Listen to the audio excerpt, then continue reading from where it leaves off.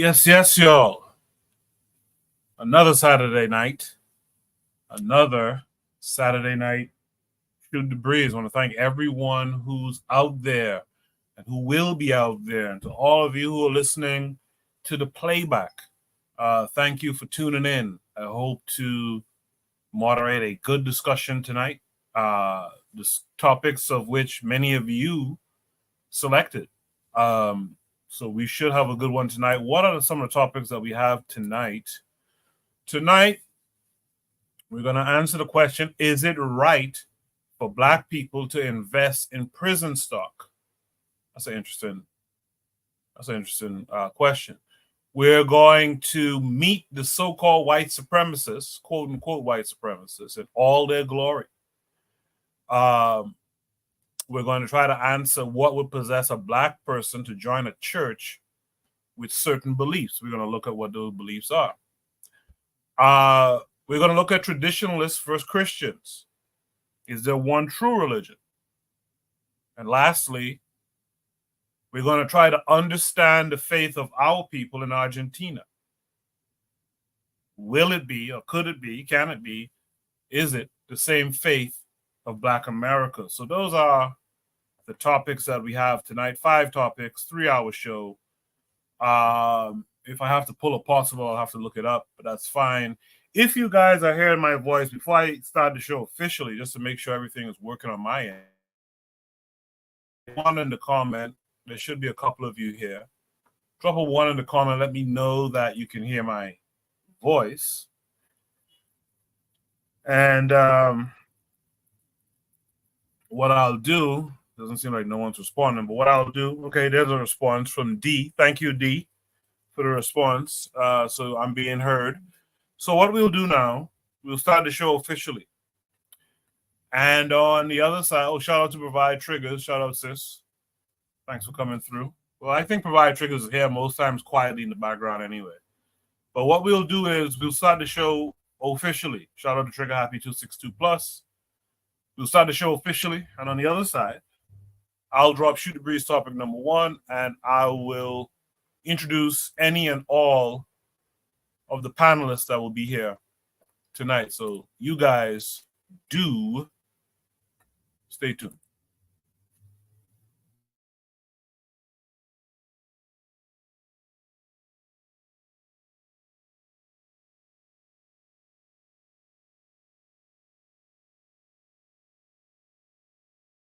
You are listening to the Bitter Medicine Podcast on KWAZ Radio.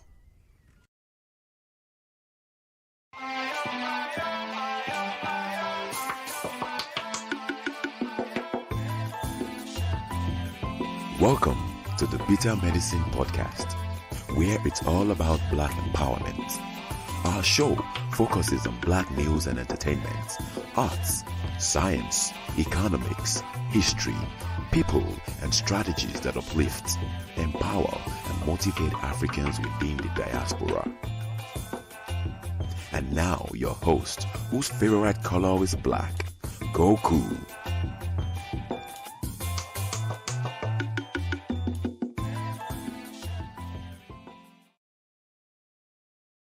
Welcome back to the Bitter Medicine Podcast. I am your host, Koku. Just want to remind you guys before we get the show rolling that this show is part of a podcast network called KWAZ Radio. There are other shows on the network you are invited to tune into. This is D Webb with the Harsh Reality Podcast, asking you to tune in where we tackle the news of the day that affects our community, only on KWAZ Radio.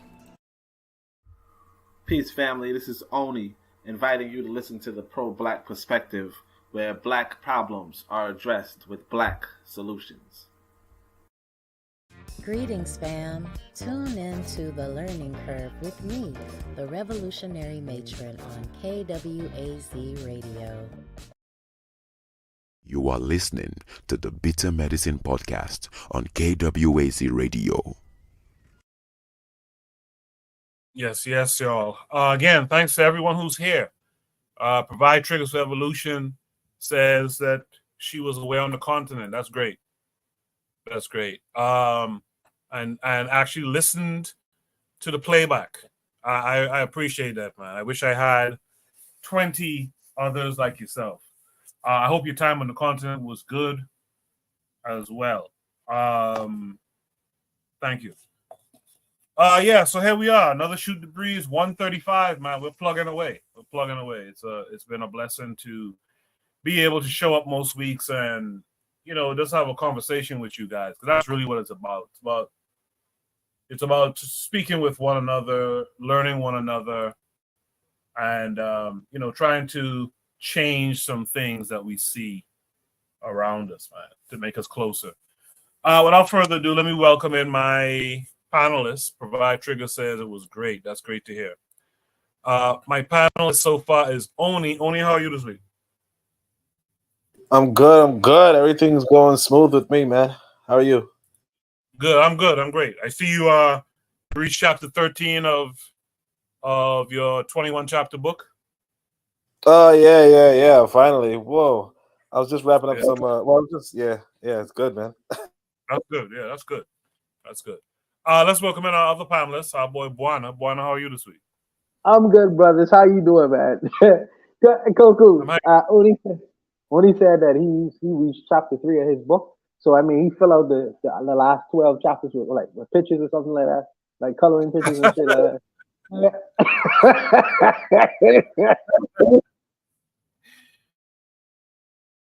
All I heard was plantain, tether.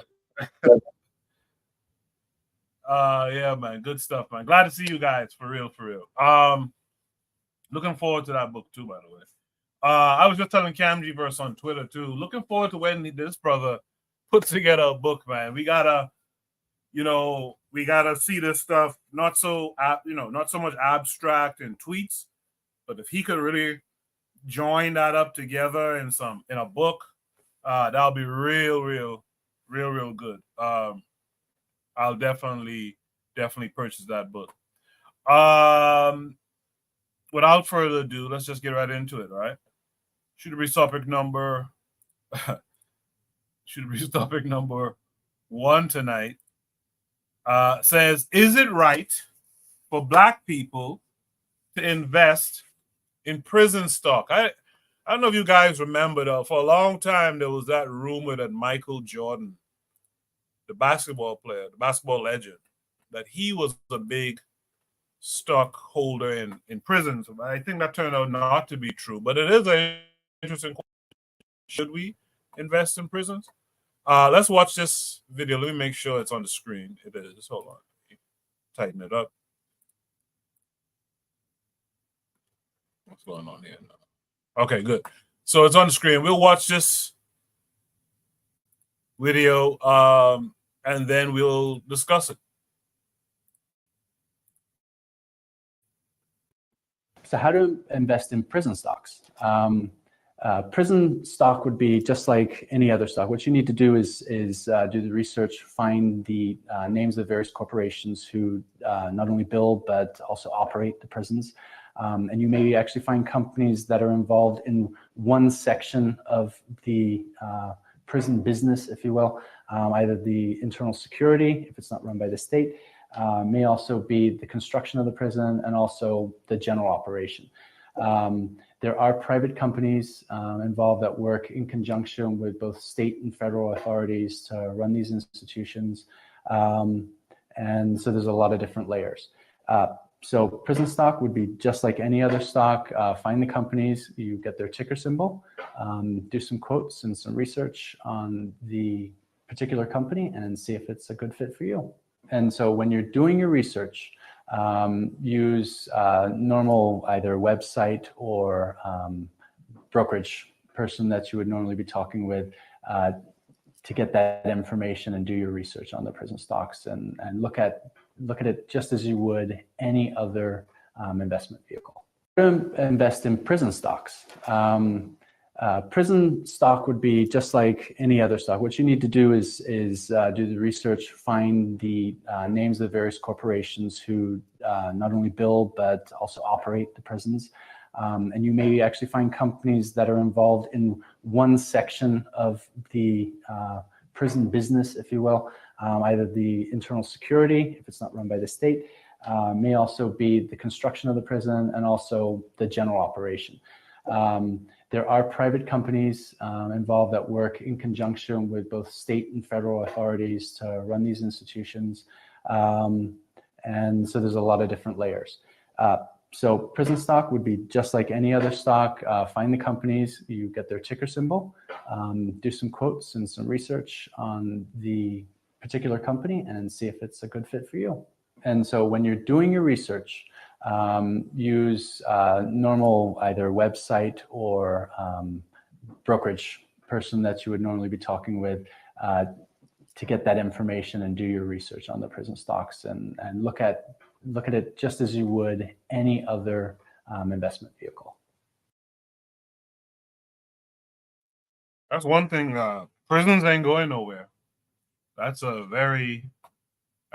one true thing. Prisons, especially in America. I did play it twice because it was only a 1 minute, 10-second video, so I played it twice. I just didn't announce it. So yeah, there it is. You guys can invest in prisons too. But the question of the prompt is it right for Black people to invest in prison stock? I have a thought or two, but I'm curious to hear what our panelists have to say. Oni, what say you? I mean, if you want to, I mean, as far as I understand it, this is the thing that we have to understand.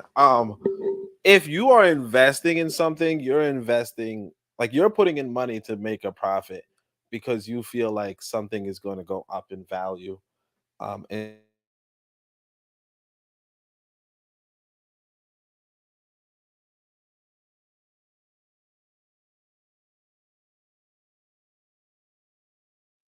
Looks like we lost Oni. I thought it cut out. Oh, hold on, he's back. Oh yeah, sorry about that. Right, I don't know. I don't know how no problem. But yeah. So the like if you're looking to profit, you know if you're in the business of the stock market, Invest in prison stock. You're looking at any stock. You know, you're not necessarily saying like if you're only trying to invest, like because some people do that. They do only invest in opportunities they see as like noble businesses, you know, like businesses they can get behind. So like if you're on like a vegetarian tip, you know, you might only invest in vegetarian stock, or if you are you know about energy conservation or climate change, you might invest in solar panels, right? But some people only invest in for money. My thing is that if you're willing to take the risk with any sort of stock, you know, do your research and if your objective is to, you know, flip your money, then you know, if you find a stock that fits the paradigm that you want, then and if that's a prison stock, that's it. Now, if you're talking about on a mass level to the point where you can start influencing prison policy because you're a stockholder, you know, that actually might not be a bad idea. I do not think that we should associate Black people with prisons, you know, or but I mean, I also understand if somebody says I don't want to profit off of Black people's, you know, forced labor, right? But at the same time, it's like how many businesses in America really have no blood on their hands? You know, how many businesses in America are really that pure? Now, again, I personally don't invest in prisons, and not out of not out of any sort of I don't want to invest in prisons. I just find better things to invest in. But yeah, I mean, obviously, if it's really up to at the end of the day, it's like this: what you do with your money is what you do with your money, and when it comes to investments, honestly, I think this is something that people need to hear. Don't let other people tell you how to spend your money. Mostly because when you lose their money, it's only you that's the fucking loser. They don't lose anything. If they don't have any skin in the game, if they're not taking the risk, then don't let them tell you anything. Because I can tell you this one dude one time told me to sell something because it was going down. That junk jumped up, and I just took the L.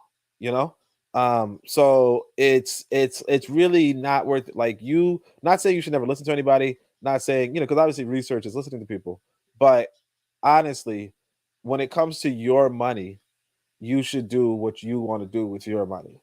You know, we might not necessarily agree with it, but like I said, you're taking the risk. I'm not taking any risk if you buy, prison stocks, and then, I'm not taking any risk. So that's it.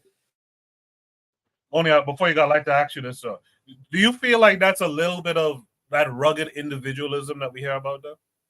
Well, again, I'm sorry. I was just saying, like don't pay attention to what other people are saying. Spend your money how you feel, how as an individual. And I get what you're saying, but I just want to know if you see that as a part of what we always hear about this capitalism thing, this rugged individualism amongst Black folks. Do you think it's that? Well, again, I don't think that investing, because I don't know how you're investing, because there's two different ways to invest. Obviously, there's you buy low, sell high, and then there's you just buying something and long-term appreciation, or even you getting dividends. That's just kind of how you're making money. You know what I mean? It goes back to the quote where the guy is making fun of somebody, where he says, I don't go to your job and slap the broom out of your hand, right? But the idea is that we're all trying to survive and we're all trying to make money. And obviously, if you're investing, you probably have excess money to invest in, but you're also just like as far as I can tell, you're not necessarily building the prisons, you're not necessarily the warden, you're not necessarily so on and so forth. You're just looking at the value of the stock and hoping it goes up in order to either sell it or hold it long enough for it to go up even more, and then you sell it or something like that. You know what I mean? Like, you're not really doing anything. Now, it depends on how much money you have. If you have a whole bunch of money, you then become a stockholder, you get to affect policy in the prison. You vote on what the prison will do, those sort of things. If you want to be in that position, I mean, I don't see why that would be a problem, because again, if you can actually give, you could actually, maybe minimize your profit, but also give prisoners like books, libraries, reading material. You could do a whole bunch of positive things as a stockholder, as a shareholder of a prison. So I mean, as far as the question about the rugged individualism, I mean, again, I think most of us have to come to terms with, even though we condemn the phrase rugged individualism, we are individuals. We are. I mean, obviously, we're African people. Obviously, there's there's race war. Obviously, there's all sorts of other things to it. But at the end of the day, it's like, who's gonna fill your fridge? Who's gonna fill your freezer? Right? I'm not like I go to my freezer, it's empty as fuck. You know what I mean? Like no disgrace. I mean, I like it that way, but it's empty as fuck, right? And I mean, like, that's how it's going to be unless I decide to buy more things. Now, again, like I said, I like it this way, but regardless, what I'm saying is that you have to, we have to come to terms with, what, even if we're like you obviously don't want to be, hey, fuck you, blah blah blah blah. But I don't see how you buying a share, right, is a big fu to any sort of people, right? It's really just you, like that's not it. Now, if you were to say, be a police officer or be a in the prison. Now, again, you can be like a parole officer. I don't know what they're called, but a warden or something, and you can make the prisoners' lives better. CO. Yeah, CO. You could be a correction officer. Yeah, you could be one of those, but like that position is more directly harmful to prisoners than what the shareholder is doing. I mean, like, just having a share just to sell it. That's different. So I don't really like, unless there's something I'm missing. Like, maybe somebody might say you're giving money to other people who are trying to make a profit. But like, yeah, as far as I can tell, if you're just investing to make a profit, it's up to you. But I don't necessarily associate Black people with prisons, so I just don't know. Like, I don't see the question here. Okay, all right, that's fair. I just, because I just don't want to push the rugged individualism kind of thing where F them, you know, I'm gonna make my money. And I've heard that said before on Shoot the Breeze, like, you know, I'm gonna make my money. But yeah, okay, thanks. Trigger Happy in the chat says, in the system of capitalism, there's no room for morality. Invest in anything. And he puts up the shrug emoji. He says a different system spells that this is egregious and goes against our people who suffer the most out of this. Provide triggers for evolution says, I think not, as it is another form of the commodification of black bodies, similar to investing in slave ships of yesteryear. So we get their stance on that. Sister Raw is here, saying greetings to me and the whole yard. Appreciate you for being here, Sister Raw. So yeah, so I think a lot of our people would think along the lines of what Trigger, well, both Triggers in the chat are saying, right? Let's hear what Buana has to add to it. Buana, what say you? Is it right for black people to invest in prison stock?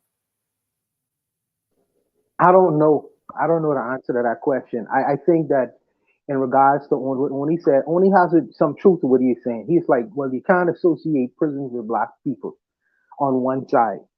But on the other side, where our people are disproportionately represented within our institution to benefit off of the miseries of these people who exist in these spaces, is it right to do that?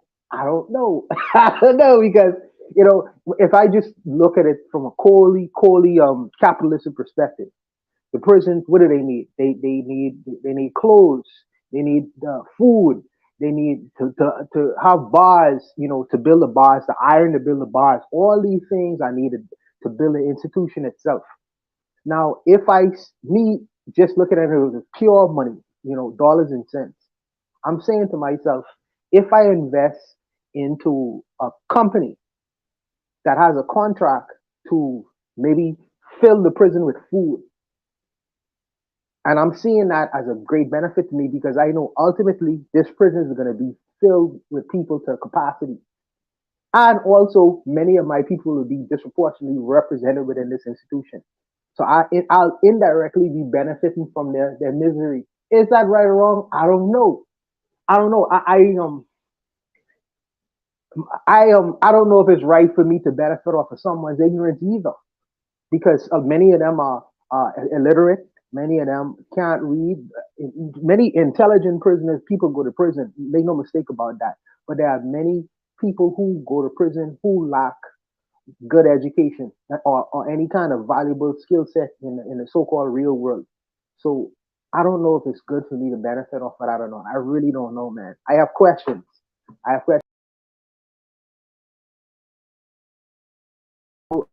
Private prisons are a billion-dollar industry. You know, they could really turn a profit. But is it right to benefit off of that ignorance? I don't know. Marcus Garvey used to say, intelligence rules the world and ignorance carries the burden. So in understanding that ignorance is carrying the burden, and there's a bunch of ignorant people who look like me inside the prison, is it righteous to turn a profit off of that ignorance? Is it right for them to carry the bill for the fact that they was ignorant and I was intelligent enough to capitalize on their ignorance? I don't know the answer to that question, you know, because you get into these moral discussions. But like when he was saying, you know, it's to associate black people with prisons is not good. But I also know that we are disproportionately represented within these institutions. Is it good for our people who look just like me and you to make a benefit off of that? I really don't know the answer to that question. So I just wanted to put it to y'all guys to see what y'all have to say about it, you know. Well, here's a question for y'all. Like, if there's a company that's doing work that harms the environment, right? They're producing a product, but in the production of that product, it harms the environment. But you can buy stocks, and you could buy low and sell high, and you can make a profit. Is that similar? Because to me, I wouldn't want to be a part of that. But is it similar to this situation? If the prisons are harmful to our folks, right, disproportionately, you know, should we view it as though it was like a a company that was harming the environment. What say you guys to that? Anyone can answer. As only was just as only was saying, it depends on how you look at a thing. It depends on how you look at a thing. Because on a conscious level, you could tell yourself literally anything, to make yourself sleep at night. But if you are able to put two and two together and say, well, if I invest in this company, I am harming the environment. I am causing greater problems with that environment, and I still make an investment in it. I think that is something that's a personal thing. That's a personal thing. I think that every man has to answer is his own conscience. But but and also because he was just talking initially before about rugged individualism. It's not the group of people who are going to look at the mirror at the end of the day. It's the individual who have to answer in terms of whether I'm doing what I'm doing is moral or immoral thing. It's not necessarily the group because many of the group may not know. So I think that for people who do know, they have to fundamentally answer whether what I am doing is a moral decision or an immoral decision, and decide whether to go forward with it or not, or just remain neutral. I think it's an individual decision that one has to make, not necessarily the group. But I'll leave it there. That's how I look at it. Yeah, I would say this. I used to have some elders here in America, and so they would say things like the very stock market itself has its roots in slavery, and that Africans were the original stock of the stock market, and blah blah blah, and basically they wouldn't even invest in anything because of that history of Africans themselves being stock. Again, I mean, so there is that notion too, as to say why, and of course, as KW7 says, you wouldn't even invest in Walmart. You wouldn't invest in so on and so forth. Now, obviously, something direct like slave ships, and again, it depends on what that even means in the sense of like slave ships. Like, let's say if you were saying, um, a company is building slave ships, right? But even in that sense, we have to say to ourselves, what's the relationship between invest like owning a stock and actually giving money to a company, you know um and to what extent that is, so uh as far as now, again, I don't really have a deep understanding of stock markets, but from my understanding, you are buying a stock from somebody who owns the stock, and then you're selling the stock to somebody who wants to own the stock, now the company can, like, as the company's value appreciates, right, then the stock also appreciates, right? And as the company's value depreciates, the stock of the company depreciates. And the people who own the stock, like let's say if the company owns some of the stock, the company can then sell some of its stock in order to get more, in exchange for some money and in exchange for some capital. But again, your role in appreciating or depreciating the value of that company is very, very minimal unless you are a majority, like not a majority, but unless you have a significant amount of stock, right? So whether you, so my impression here is that you're not going for a majority shareholder position. You're really just buying a stock. You're really just buying something for low and selling it high. So it really just becomes a mathematical piece of, just really becomes some sort of mathematics. It's just a gamble. It's just a risk, right? And in that sense, it's like, yeah, like you said, well, what if it were a company that was, damaging the environment? Or as people are saying, what if it's a company that's disproportionately targeting Black people? Like, okay, even if it were, you have to say to yourself, what are you investing for? Are you investing for profit, or are you investing to change the world? you know and as far as like America is concerned, if you're even investing in America, like if you have a surplus and you choose to invest in America, like you're already like you're already not and your purpose is political, right? Then you're already, as far as I'm concerned, not even investing in the right area, right? I would expect, if you have some surplus, like do what I did, I guess, and buy some buy some stuff in Africa, right? That could be your investment. But what you're doing as you're participating in the stock market, because again, like I'll admit, I don't really participate in the stock market, but if you're participating in the stock market, what you're doing is you're seeing white people set up businesses, right? And they could be those exploitative, those capitalistic, those prison industrial complex, all the words we could throw at them, or the, genocide, all that kind of stuff. You see white people set up these businesses, and then you say, I can turn a profit if this white person manages this business well. That's it. So I don't really know the moral strong arm here if you're even investing. Like if you're investing in Apple, for instance, right? Then obviously it has a role in the genocide in the Congo, right? Or if you're investing in Walmart, it has a role in the prisoners in prison labor, in free prison labor. If you're investing in Burger King, McDonald's, again, free prison labor. Gap, free prison labor. You might as well just be direct and go. Like if you're investing in any of these businesses at all, you might as well go direct and invest in that. Now, I actually personally, somebody did convince me about crypto, and that was it's up and down, but like that, at least for me, has less moral weight as far as I can tell, right? Although some people do say Bitcoin is actually very taxing on the environment. So there's that. But either way, what I'm saying is that if you are investing in the stock market, not just off the basis of the historical ramifications it meant for African people, but also off the basis of, all of these are just megalithic white businesses that went public and are looking for white financing in order to expand whatever exploitative agenda they have. If you're even in the stock market, the idea that you have some sort of it's very limited, but it's very odd that you would go there to be moral and political. Now, me personally, I don't go to stock market, and not for this reason, but because again, it's kind of like gambling a little bit, or even gambling on white success. But that said, if you are doing any of that stuff, I don't see.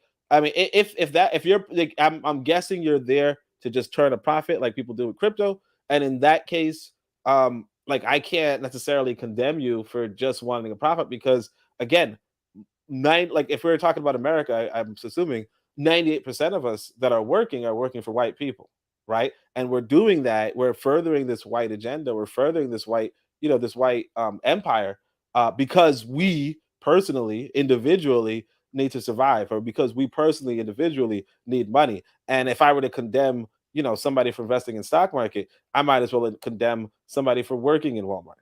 They're like the moral. The moralism is just not even I might as well condemn somebody for just being a teacher.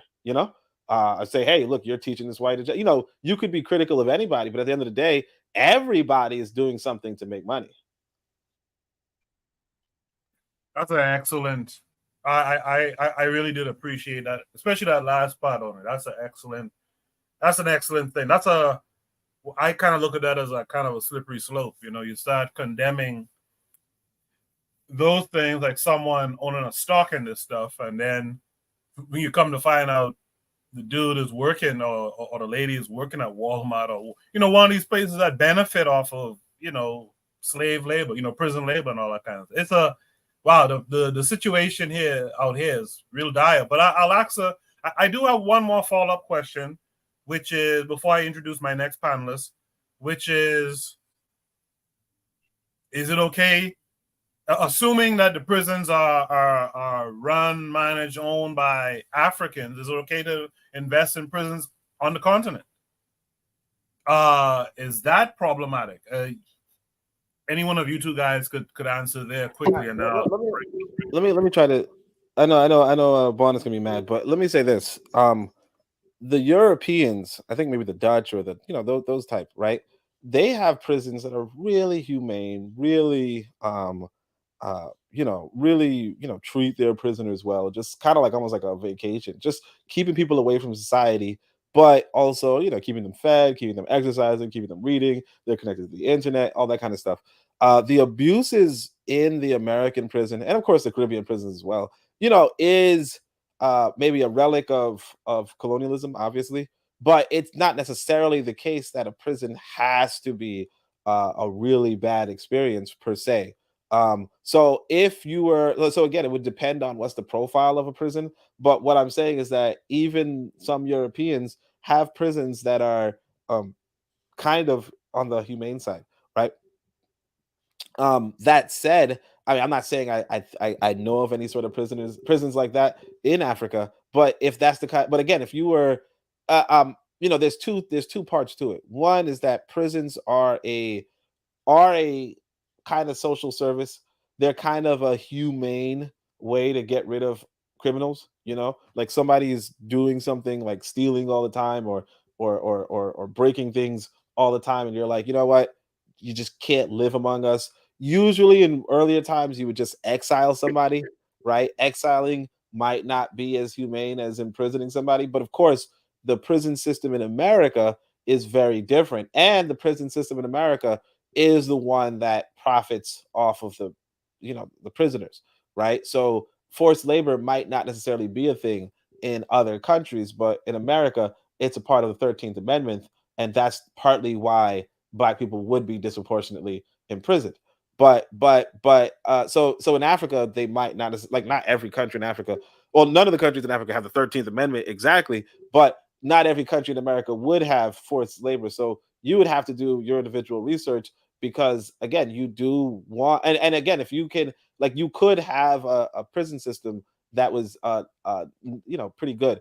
So I think that the connotation that prisons are automatically bad is just our association from this American environment, and it might not necessarily, and again, like, if there was a prison that was pretty good, it might be a profitable model to maybe treat the prisoners well, maybe give them some work, but also pay them more than or pay them their fair share. But America doesn't have that, and so it's a little bit different. Right. Bonnie, want to add anything there? No, no. I'll be quick, Anthony. The third question you had really just answered one of my questions that I had in my mind, because when you said that, would you invest in prisons in the third world? And I'm thinking as to here, would I invest in prisons in terms of seeing if I could turn a profit off of the miseries of the people who are in prison now? Now, of course I would, because the men who are inside there, they mash up the community. They make all kind of mayhem out here in the community. And should I benefit off of their miseries while they're in prison? Absolutely, I would want to. I would support that. I would support that. I would support that. So Wow, man. no, it's true.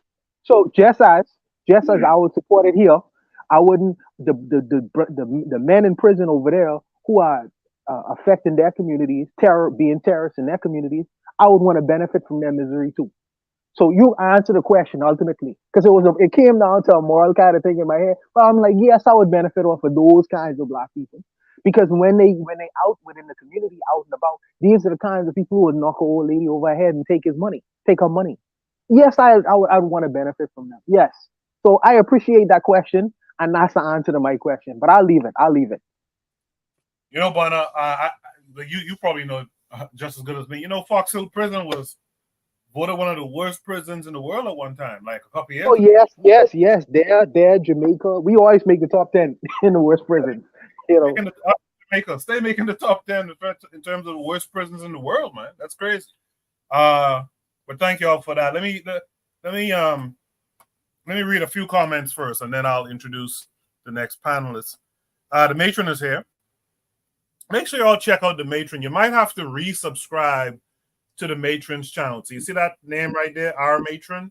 Find that on YouTube and subscribe, because last week I said I'm not getting notifications, and then Oni said something, and I checked it, and I realized, well, I'm not subbed to that channel. So I don't know if YouTube did that or not, but make sure you subscribe or resubscribe to the matron's channel. She's been doing her readings lately, real good stuff. I saw Anthony there. I saw Forecast, Oni. So make sure you guys are checking her out. Daily Affirmation by Paulina said, make sure to check her out for her daily affirmations, quite literally. Real Black Gentleman said, I say it is right depending on who is in the prison and why. Capturing folks is not to be taken too lightly. Earlier, Trigger Happy said, in a settler colonial system, Black people are absolutely disproportionately represented in prisons. I don't know why we are revising this very fact. Is this not the point of the prison industrial complex? He goes on to say, it doesn't mean Black people are the only people in prisons, but our people are absolutely in these systems. I appreciate all the comments. You guys keep them coming. I'll read as many of them as I can on screen. In the meantime, let's welcome in our brother, Anthony McPhail. Anthony, how are you this week? Man, how you doing, brother? Good to see you as well. Yeah, peace to everybody on the panel and in the chat too. Peace. Yeah. Yes, sir. Peace to you, Anthony. You too, brother. Yeah. Anthony, did you catch the conversation? Yeah, I caught the biggest part of it. Yeah. Yeah. You know, I mean, I definitely would invest in it. not me personally, because of some personal stuff. But Okay. I mean, this is just like I look at, when you living in America, man, in this system, it's almost like you damn if you do, you damn if you don't.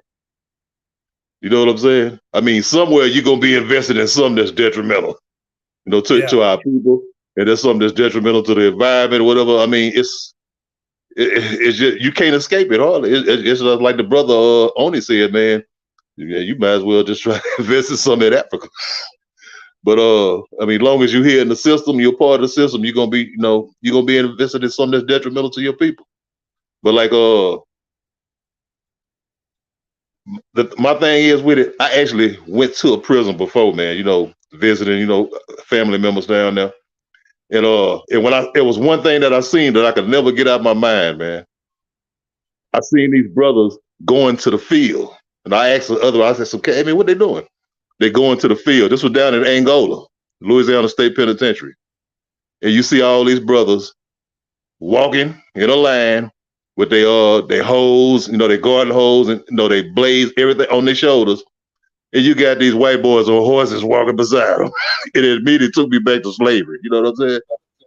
That's the first thing I thought about, slavery. And I seen that with my own eyes, man. I'm like, see, a lot of people, it's a disconnect. A lot of our people, we think, well, about people in prison, well, they deserve to be there, and, let them do that.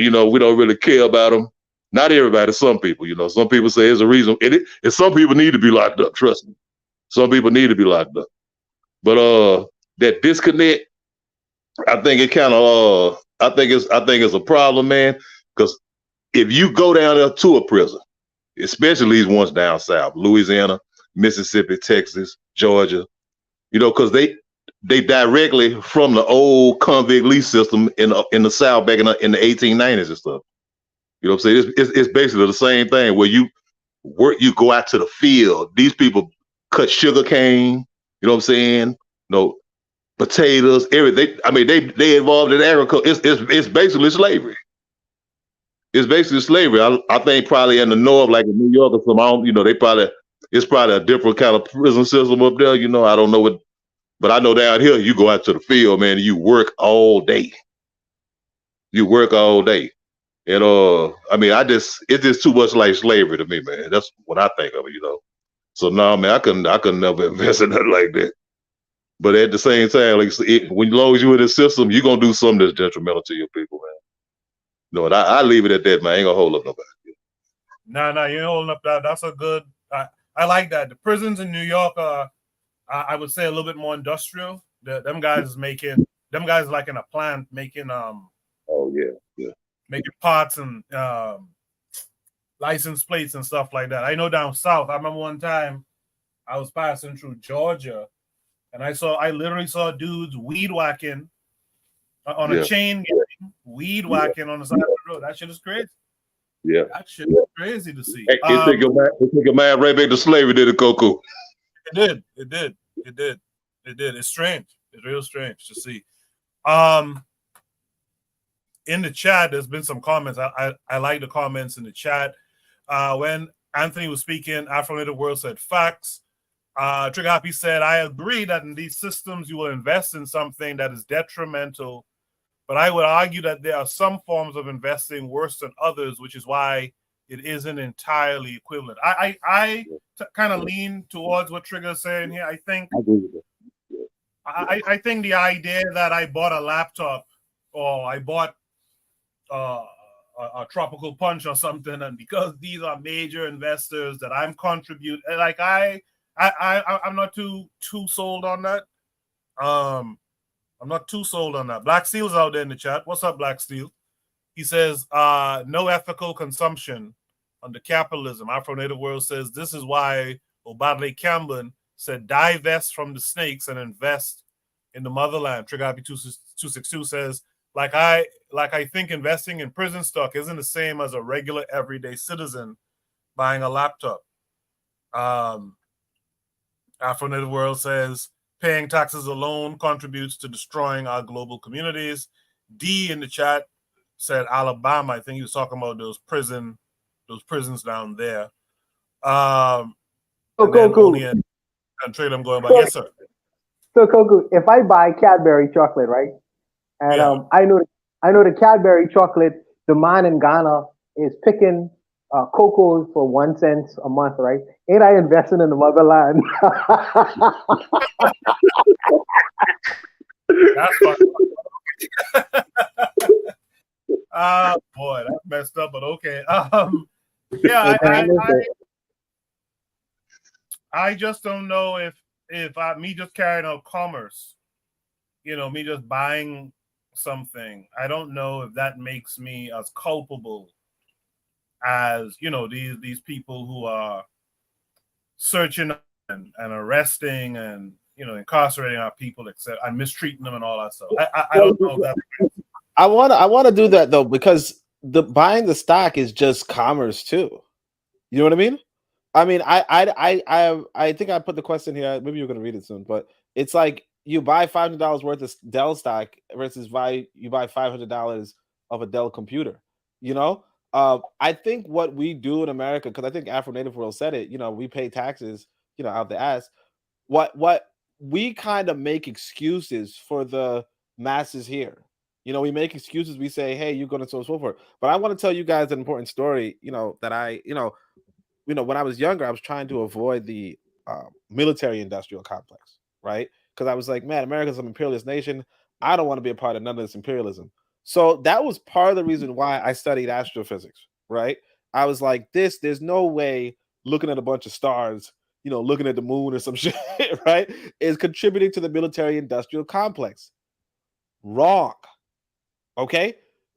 I came to find out that NASA was providing images of the Congo's mineral resources to different to the military, essentially. So essentially, even American astrophysics, even that field is potentially weaponizing. You take cool, I can't remember what science was chemistry or biology, whatever, but the point is that whatever scientific discovery this brother contributes to the overall knowledge of the science community, this white boy would probably take it and try to weaponize it, right? So again, I mean, and we know this. We know, like I said, even astrophysics, where you would think, hey man, you're talking about galaxies far, far away, these motherfuckers are weaponizing that shit too. So the again, we give excuses. I could go and be some brilliant astrophysicist and solve all these big equations, and those equations contribute to another bomb or some shit. And people are going to say, "Oh, I'm innocent and I didn't do anything." But forget the guy who invested in the stock. Like again, I think that we're making excuses. So I would go back to what Afro Native World said about Abadale Campon. If you're gonna just go invest in the continent. If you're really trying to avoid the imperialist system, just invest in the continent. But from my understanding in this question is, if you are investing in any sort of stock in America, should you make exceptions? It doesn't seem like you investing in Dell, $500 in Dell is better than you investing $500 in a prison.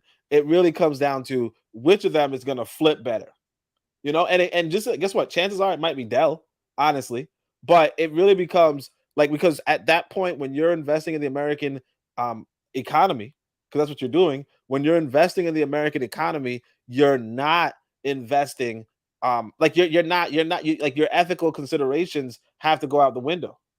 You know, like it doesn't make any sense to say, you know what, I'm being noble because I'm investing in. Yeah, all right, sure. And the thing is, you remember that vegan burger that was like it was like a pretty important stock. We were thinking Impossible Burgers and shit. Yeah, Beyond Burger. it went bankrupt. Everybody who invested there lost everything. So I lost a bunch of money. You lost money, exactly. So the whole thing is, if somebody's telling you, like, again, it's your money, and you can go the hoping that this white boy is going to be successful, but guess what? When he isn't, you get fucked over. So you could have here's the alternative. You could have, I don't know how much you invested, but let's say you invested, let's go to the $500 we were talking about. You could have invested $500 inside of the Impossible Burger, and you lost the whole $500, which again, it's not that much money, but still you lost it all. Or you could have invested in a prison, and it could have been, then you could have sold it when it was $800, and you would have just been up $300. And of course you could alter that for 5,000, 3,000, whatever. The point is that at the end of the day, after you sell the stock back, right, or if you sell it to somebody else, you have to look at the numbers, and you're going to be talking to your lady. Oh yeah, I lost. I don't have $500, right? Whereas the other guy's gonna say, yeah, honey, I got 500. And that's what it comes down to at the end of the day. Sorry. No, don't be sorry, man. This conversation ended up being a real good conversation. So one of the things I want us to do, sometimes I forget. I usually have it in my mind to ask, and I often forget. Actually, not sometimes. The solution here. It seems that the solution is surplus or excess capital, just invest in Africa, and try to minimize how much you're investing in the settler state, in this system here that harms us. Does everyone agree that's the solution here? Yeah, that's real. That's real. It's a good solution, but I would say what I would say to that is the brothers on the ground in Africa, people like Oni them who are actually actively going right now, because they are able to. Their job allows them to be able to move around more easily than some of us over here. So when they see opportunities where there's great investment, you gotta tell the people, tell the people on the ground over here, well, hey, this is happening in this particular part of Tanzania or Ghana or wherever else on the continent. I think the brothers should invest in that. Besides investing in each other's businesses, I think it's a good thing to do. But I'll leave it there. Absolutely. Yeah, I mean, look, I think when it comes to investing, like there's two things you could do with your surplus. You could start a business, or you can invest in somebody else's business. If you feel like investing in somebody else's business in America, you're probably just doing it for profit. If you want to change the world, then yeah, invest in somebody's business in Africa. But guess what? One, the profit might be lower. Two, it might go like Beyond Meat. It might go like you might lose all your money. So like the only good advice I heard from investors was don't invest more than you can lose. And that's all that I think it comes down to. Don't invest more than you can lose. And if you're, like Kitty on 7 said about use it as a tool, if you feel like there's a sure way to flip your money and it involves the prison in America, and again, it's up to you, right? If you feel like it's a sure thing, I don't see what's the issue, because once you get that profit, then you can put it into America, then you can put it into Africa, because in a sense, what you're doing at that point is taking money out of the system. If you put in $200 and it flips into let's say $2,000, you're taking $1,800 outside of the system. And I mean I don't know if, and again, if you don't buy it, it's still going to go up to 1,800. You just won't make anything from it. It's still going to go up to 2,000. You just won't make anything from it. So like when it comes to that Elon Musk guy, I don't like the Elon Musk guy, but a lot of people were like, oh yeah, because he did X, Y, Z, and so they might have bought his stock. Now, did it go up? I don't think so. I think it might have went down. Either way, if it goes up, what do you have to do with that? You didn't give him any money. Like he's like, again, unless you're one of those big like some people say that the market is really driven by the big guys, right? You're just a little fish kind of going in front of the big guys, right? If you can move your money before they can move their money, then you can make a profit off of their moving money. You get what I'm saying? So the people really profiting or whatever are the big guys. You're just a little fish. You go into their market, you take out some of their money, and you walk out before anything is known. You know. Now, of course, it's really risky. It's really gambling. It's really so on and so forth. But if you can pull it off, you can pull a profit, and then you can with that profit do more than you'd have more money to do what you want. So if you had if you wanted to invest I'll keep going $500. If you wanted to invest $500 in Africa, if you invested it first in America and you got $800, you could still invest that $500 and still have $300 in your pocket. And so it really becomes, if you're confident, if you're good at mathematics or whatever, or you're not risk averse and you can take that gamble and you have the resources to gamble, you do that, right? You get your profit and then you put your money into Africa. Now, it's different if you're directly doing something criminal. Like I remember, I'll tell you guys this. One time we met this dude, we were having meetings. Dude came to our meeting and he was like, he got most of his money, like he's doing like good works in the community and he's employing people and he's doing all that stuff. And you're like, where'd you get the money from? He's like, oh, I sold drugs. That's different. You know what I'm saying? Like, you selling drugs to the community to make your money, that's completely different from you buying stocks like in Tesla, or you buying stocks in a prison. But again, it is a slippery slope. But and it could go back to just the same. Hey, where'd you get your money? Oh, I was working at Walmart. Again, we can say, we can have all the again, it's like you're in America. Your goal, I think, as an individual should be, if you're in America, your goal should be, how do I get out? Because if you really want to be opposed to what the system is doing, you would get out of the system. You wouldn't stay inside of it and make excuses as to how you're not the worst person here. That's it. Well said. I'll leave that as the last word, I guess. Did Anthony want to add something? Yeah, I wanted. Yeah, Coco. Just real briefly. I think, if I ain't mistaken, I think I sent you a post on IG. It's this sister over in she's in Zambia. Her name, they call it, her Instagram channel is Gia the Goddess. Yeah. You see, and she's a sister from here, African in America. My one of our sisters. She's involved in mining in Zambia. And she's doing a lot of big things, and she's calling for investors from the diaspora, not just America, but all over the Caribbean, to work in hand with the local brothers and sisters in Zambia, to get involved in the mining thing, and she's got like the government, they gave her like 200,000 acres. You know what I'm saying? And so I'm saying that's something to look at. It's a sister from the diaspora who's involved in things, some things that we could look at it and think about investing in. That's all I want to say. Yeah, I reached out to that sister to interview her. Yeah, and I'm not trying to shit on the sister at all in any way, but she asked me how many listeners do I have? So I told her, and she sent me a smile emoji and said nothing else after. So it might not have been her. It might have been somebody else. You probably didn't think Coco was serious. So I was okay. I talked to her, man. She got a webinar coming up. But I think look at it, man. Just check out though. Talk to her about coming on as an interview on the show. I tried to get her. I did. I put you on. I sent your stuff to the information to her.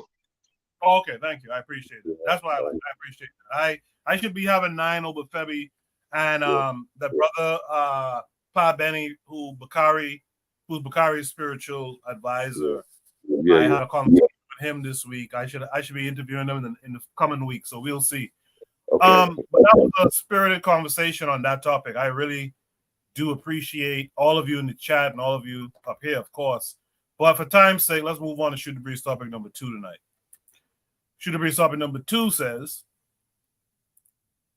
meet the so-called quote-unquote white supremacists in all their glory. This came with a link to YouTube.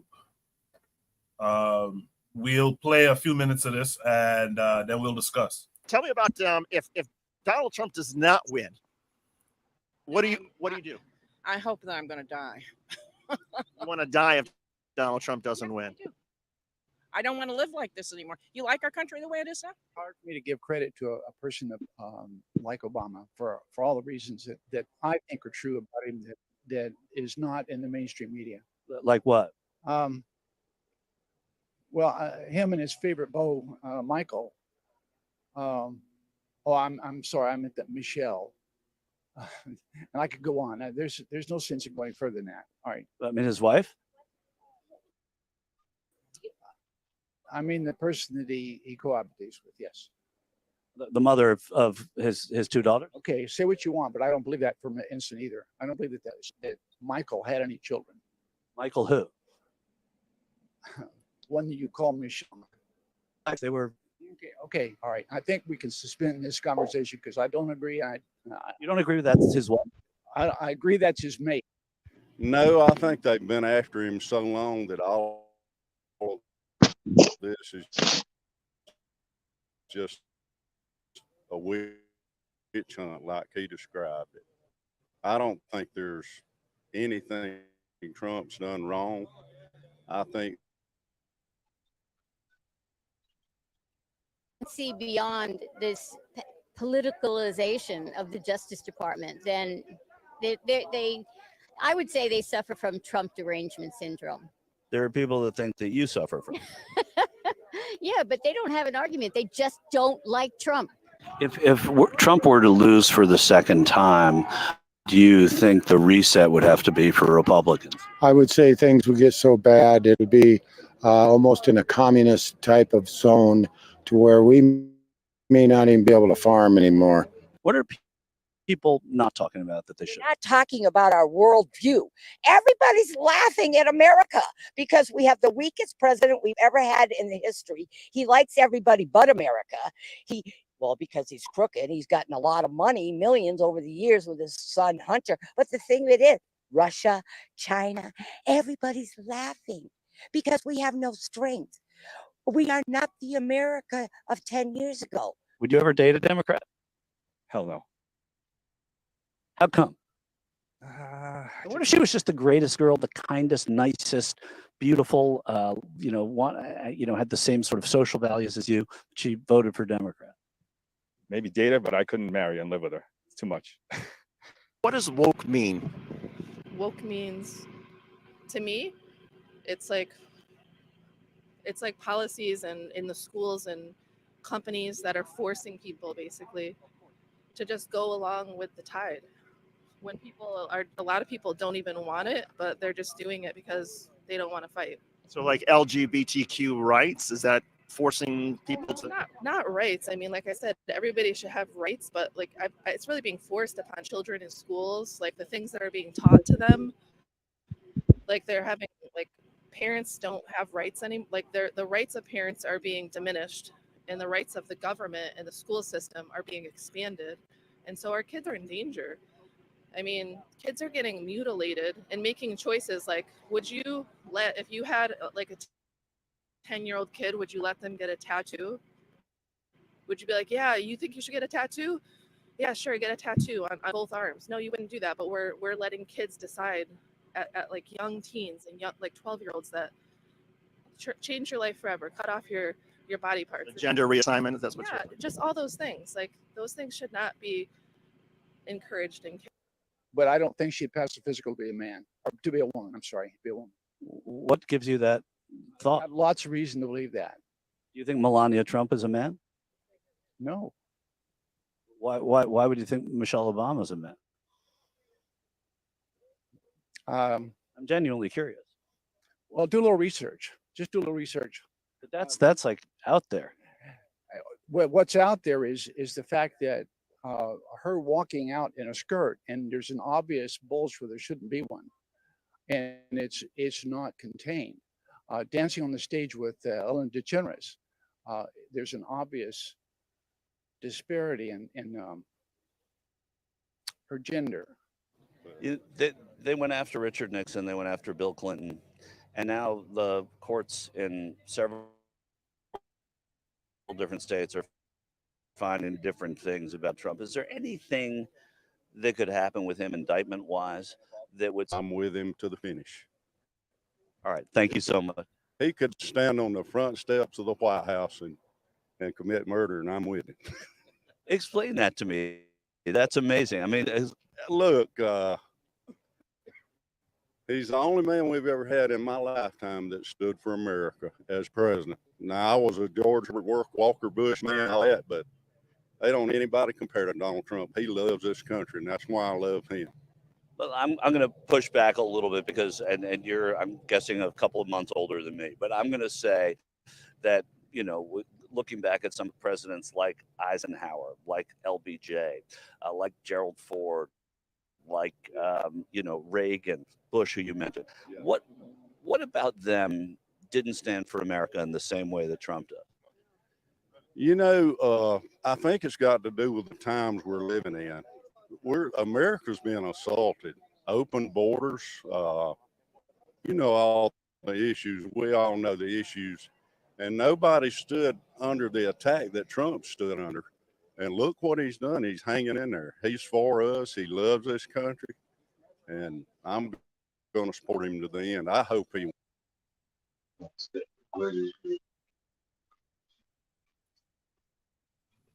I hope that white boy Trump wins. What a piece of shit. Yeah, this is why I don't like the white supremacists. Because anytime I see these so-called white supremacists, these kind of goofy bucktooth white folks, you know. One thing that grinds my gears too is, and this is when I become black women. This notion that black women are men, or they seem to be men, they look like men. And what really grinds my gears is there's some black people who say that shit too. There's some black people who are saying Michelle Obama was a man or looks manly, and I really don't appreciate that, man. Our women look more womanly than any of these other white people's women, you know. So that really bothers me. And I've heard black people say, "Oh, it's Michael Obama," and just parroting the same stupid stuff that, you know, you see on TV and stuff like that. I don't appreciate that. In the chat, Black Steel says Trump is going to win, so they can sleep soundly. That's a funny and sad statement at the same time. I appreciate that. Let me throw it to the panel, though. Meet the so-called quote-unquote white supremacists in all their glory. Anthony, how did you feel about what you saw just now? I just wanted to laugh so loud, but I was trying to be quiet while I was going on. Hey, Coco, I wanted to laugh so bad because, you know, they ain't saying nothing that they ain't always said. You know what I'm saying? They always talk that same old rhetoric. You know, they always talk the same rhetoric. I mean, you could go back 100 years, they was talking that same old rhetoric. But I'm like, I like what a white guy. Sometimes white people tell the truth. You know what I'm saying? What a white guy was saying. Well, what about Reagan? You know, what about you talking about what Trump? Look, Donald Trump. Let's check out Trump now. I mean, you know, I don't give a damn about Donald Trump, but I'm saying let's judge him. Let's look at his record. What has he ever done? You know what I'm saying? He ain't did shit really. Now you think about Ronald Reagan. Who invaded Grenada? You know what I'm saying? Who invaded Grenada? Think about Bill Clinton. Who invaded Somalia? Yep. You know what I'm saying? Think about George Bush. Who invaded Panama? You know what I'm saying? Think about that old slick Willie Bill again. Who invaded Haiti and replaced John Bertrand Aristide with a puppet? You know what I'm saying? I mean, we got this. It's really funny to me, man. You know, it's really funny to me. I mean, you know, white folks gonna do white folks stuff, man. You know what I'm saying? They gonna do white folks stuff, and it just really goes to show, if you listen at all of the people that were talking in that prompt, you really see how illiterate and stupid they are. You know what I'm saying? If you listen at how they talk, how illiterate and stupid they are. I mean, this is real. I mean, you know, I can bypass that though, man. I'll leave it at that, man. It's just white folks talking stupid white folks shit. And then a lot of us call them supreme, which is wild. Which is wild. Yeah. Wild. Oh, Wild. But yeah. yeah, it's wild. Let's throw it over to the matron in the chat who says, she says the idea that Trump loves anyone but himself is a delusion. Trigger Hobby 262 Plus said, yes, some of our people consume the race science they give them. It's disgusting. Absolutely, man. With that said, let's throw it over to Oni. Meet the so-called quote-unquote white supremacists. All their glory. What say you, brother?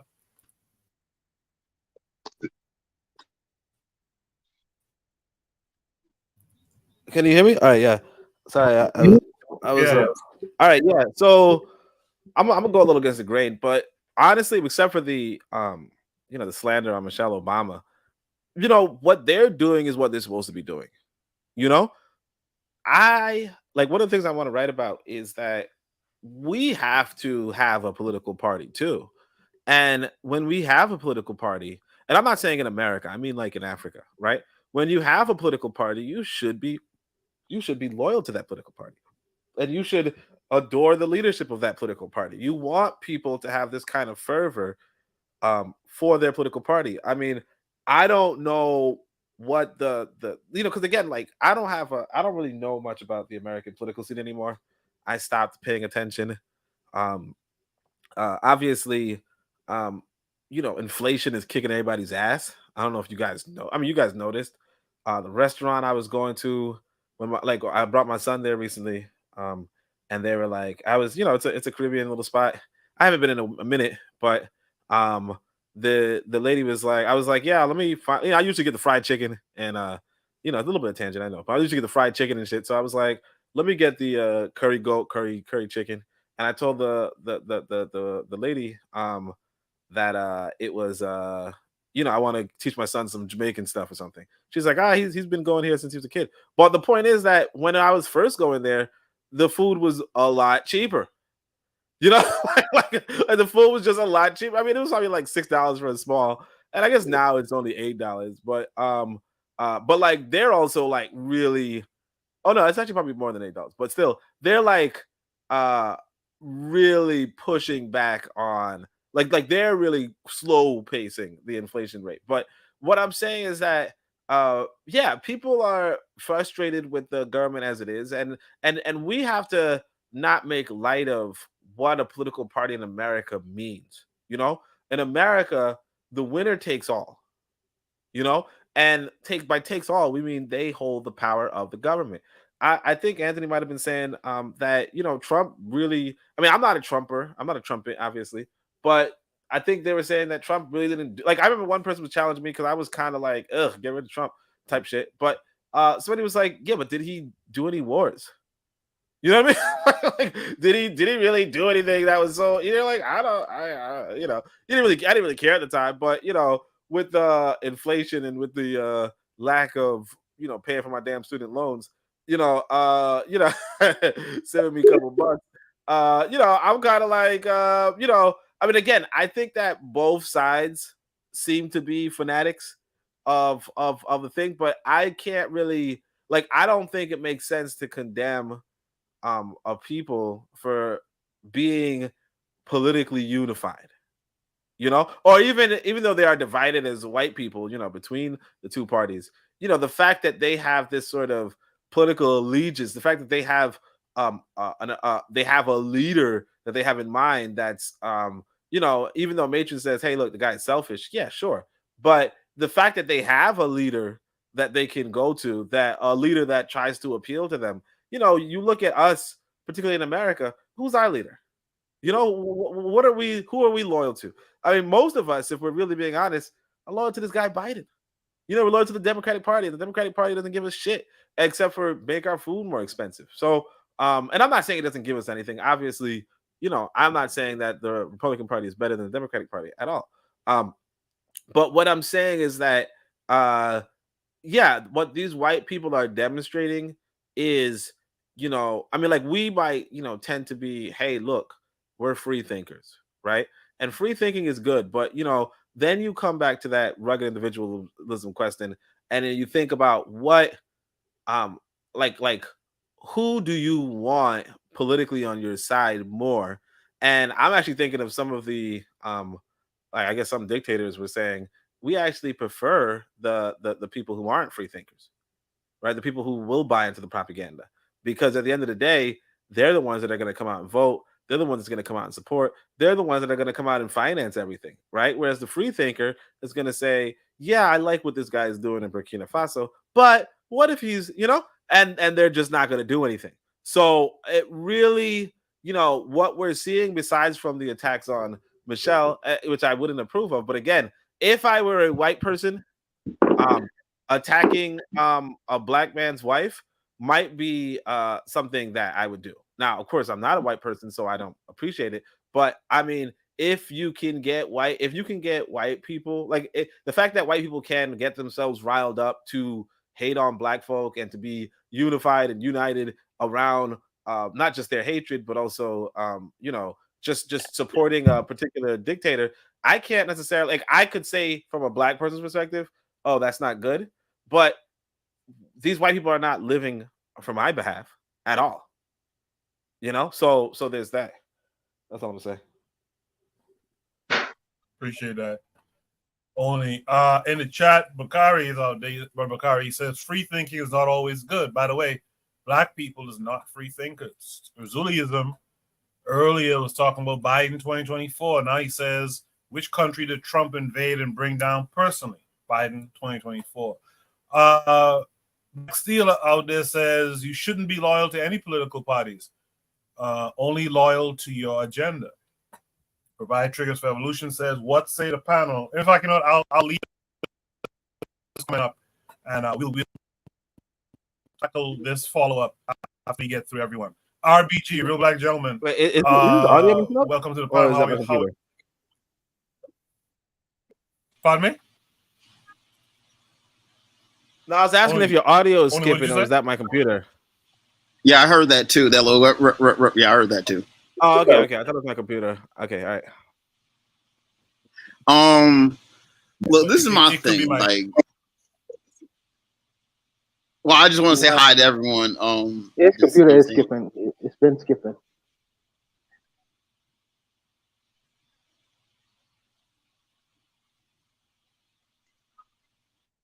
RBG, continue. Yeah, I'm here. I'm just waiting. Go ahead. Go ahead, RBG. Go ahead. All right.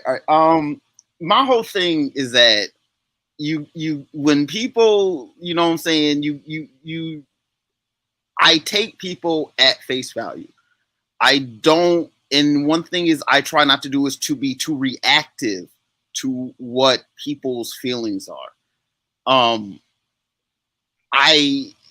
One thing I'm gonna say this that kind of gets me, I kind of wish that we just didn't react and find ourselves in a political paralysis, as it were.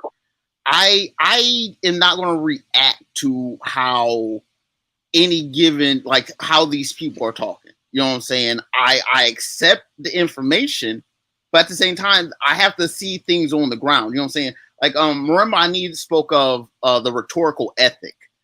And so, like, my thing is, like, I look at everything on the ground. Personally, when people speak of right and left, as if there isn't some kind of political asymmetry in America, I think is naive. Personally, I think that a lot of Black people tend to align themselves with one particular party and have done so. And because of that, you know, when people say, oh, it's the left, it's the right, it's the same thing, it's just two sides, there is asymmetry going on there. If you look at it on an axis, I mean, personally, like, I see how you have these social programs that do have a benefit to Black people, welfare, you know what I'm saying, LBJ, the Democrat, you know what I'm saying, had these welfare programs, right, and all that, you know what I'm saying, especially in the 60s. Problem is, what those welfare programs did is that it provided benefits to one class of Black people, while at the same time saying that those benefits could have been given if that other class of Black person men were in the house. And you know what I'm saying? It's like the Democrats tend to give and then tend to take away. The Republicans tend to just withhold evenly and just kind of go for this bare bones, this semi-ish a small government, when at the same time, you know, the military, you know, that frankly that a lot of the right wing love is huge government. I mean, Boeing is big government, right? You know what I'm saying? That's military, you know, planes and hardware and stuff. That's big government, right? And so, you know what I'm saying, I see both sides. I see the contradictions in both sides. I wish that Black people had enough savvy to like shift things in their own hands, as it were, and had enough savvy to place themselves, you know, along the whole spectrum of so-called right and left, and not kind of just like corral themselves in the one party. I don't think we have a home in either, but I don't think that just, you know, reactively kind of saying, well, I don't like what they're saying, so, you know, I don't like what they're saying, and so I don't like what they're saying. And you know what I'm saying? Like, I don't like Biden. I mean, Trump is someone who, I mean, there's some things that he does I don't like at all. It's just that if I look at the entirety of the Republicans, there's a whole lot of things I don't like with the Republicans. I think that in order for Black people in this country to actually do anything, we're going to have to find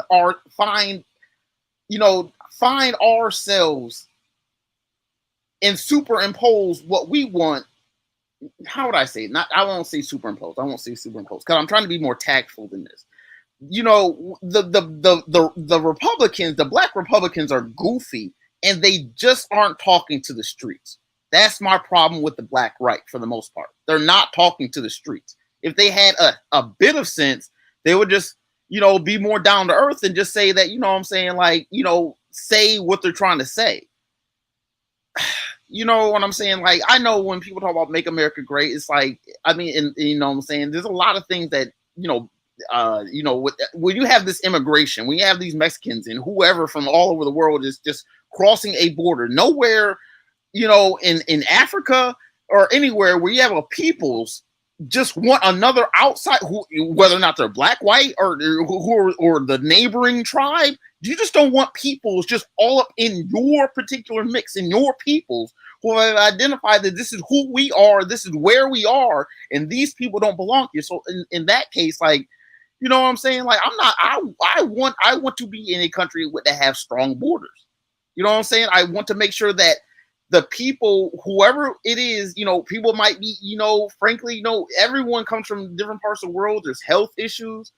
Everything has to be taken, you know what I'm saying, on a case-by-case basis. I don't want to lock out Black people from America at all. That's not even my desire or anything like that. When I say strong borders, why is it happening? When you take it on a conservative level, it always goes 2 steps further than what it would be. You know what I'm saying? You have Coast Guard and everything like that. I see the game. I do. I just think for Black people, if we can find ourselves in the so-called right and not make it right, but make it Black, and not kind of play the either or side of right and left, because like I said, like I'm trying to say, there is political asymmetry. And if Black people can tease that out and position ourselves within that relative so-called spectrum, we have a better chance. We should have 50-50 right and left so-called, but it can't be right and left if one side is disproportionate. You know what I'm saying? Again, we have to address political asymmetry. I'm gonna pass the mic. I appreciate that, RBG. I appreciate that. Let's welcome in our boy, Brother Bakari, this week. Brother Bakari, how are you this week? What's going on, man? I didn't even hear what the people were talking about. I've been busy, and I ain't gonna be on here long as then. But that's why everybody on the panel in the chat. But I just want to touch on when we're talking about Democrat, Republican, right? And I know you find most people would say Democrats never did nothing. They don't do nothing for black people. That's not what I'm about to argue. But if you also find people say illegal immigration is a problem and they need to be gone. So if illegal immigration is a problem, and they say Obama, they most definitely say Obama didn't do nothing for black folks. And I'm not arguing that point either. But if you say illegal immigration is a problem, then you find the Democratic Party, starting with Obama, deported more illegal immigrants than anybody. Seem like if they are a problem and they are taken from black folks, and if the Democrats were deporting them more than anybody, seem like if you look at it, they were doing something for black folks. I'm just saying, or doing something that would help black folks. They didn't necessarily say they were doing it for black folk, but they were doing something that could possibly help. They could doing something that could possibly help black folk. Now, when it comes to these elections, like I said, I was talking to a friend about this today, and the biggest thing that we have and what we talk about is how we don't want to vote because of nobody do nothing for you. They don't mention you. I understand that wholeheartedly. But with this election that's coming, dealing with Trump is like a double-edged sword. I want black folks to understand what happened in their capital, January 6th, a couple years ago. I want you to look at yourself and think. I want you to understand that you are not immune. We are not immune to the same type of nonsense or their same type of rhetoric coming at us. So if we just looking at this about who's right, who's wrong, Democrat or Republican, in all honesty, we have to look at this as survival. You can vote in one, and I'm not telling nobody who to vote for. You're going to have one person, if they win, who want to be the ultimate dictator, and he has said that several times, how it's things he want to get up so he can be the ultimate dictator, who will stand up and talk good about these people that's going to do that. He've already did it once. Remember Charlottesville, Virginia, when he said there's good people on both sides. Remember when he told the Proud Boy, stand back and stand by, something to that effect. It's like a double-edged sword. If he win, he's going to be supporting it. If he lose, his people going to be out here fighting for him. And this is a question that I asked my friend, and it kind of bothered him. And I'm going to be honest, and he got away from this, but I always bring it back to this topic. How many black people ready for what can possibly happen if and when Donald Trump lose the election? We can talk about immigrants. We can talk about ain't nobody mention us during their speech. We can talk about they owe us reparations. But I'm talking about how many black folks is preparing to fight back. See, and I know a lot of people say just leave America, but eventually black people gonna have to stand and fight. And I'm just being honest with you. We gonna have to plant a fucking flag somewhere. Even if you go to Africa, wherever we are, we gonna have to plant a flag somewhere, and we gonna have to fight. We do a lot of intellectual masturbating without touching on what need to be done. These people ain't changed. The same. You think they changed? Who you think sent that white boy in that church in South Carolina? These people ain't changed. And when I talk about that, people want to get away. I don't care who you vote for. I really don't give a damn who you vote for. Donald Trump, Joe Biden, anybody else running for the Green Party or the Yellow Party or the Purple Party. I don't give a damn who you vote for. But do you have friends where y'all have enough rounds? I'm gonna just use a small number, 30,000 rounds to protect yourself. Do you have friends where y'all have saved up enough food where you wouldn't have to go to the grocery store for a year and you can survive and you can have you 2 meals a day for a year? Do you have those type of friends? See, I understand talking about who to vote for, but for me, that's the surface because I look at everything that has happened in this country and I listen to and I look at everything that happened when Donald Trump was in office. I listen to that and it's still there and he ain't changed. And you got these bootlicks on social media who's gonna prop him up like he's something great. Then you got on the other side the same people gonna prop Joe Biden up like he's something great. But in either situation, are you prepared or are we prepared to defend ourselves and make sure we're okay? And that's all I want to say.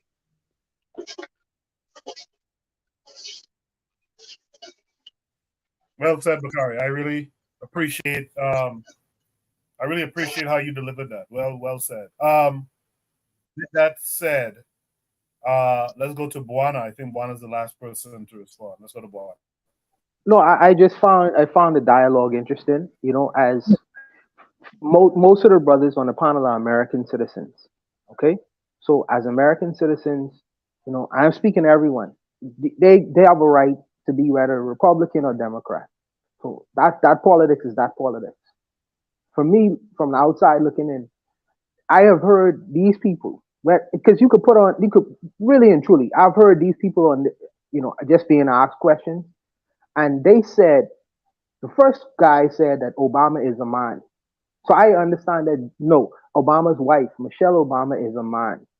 So I understand the contempt they have for Barack Obama because he was a black man in office and in power and all these. I understand that.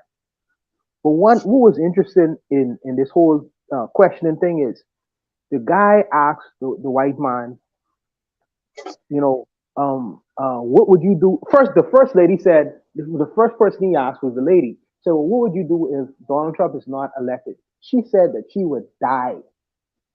I mean, if that's not the mind of extremists, I don't know what is.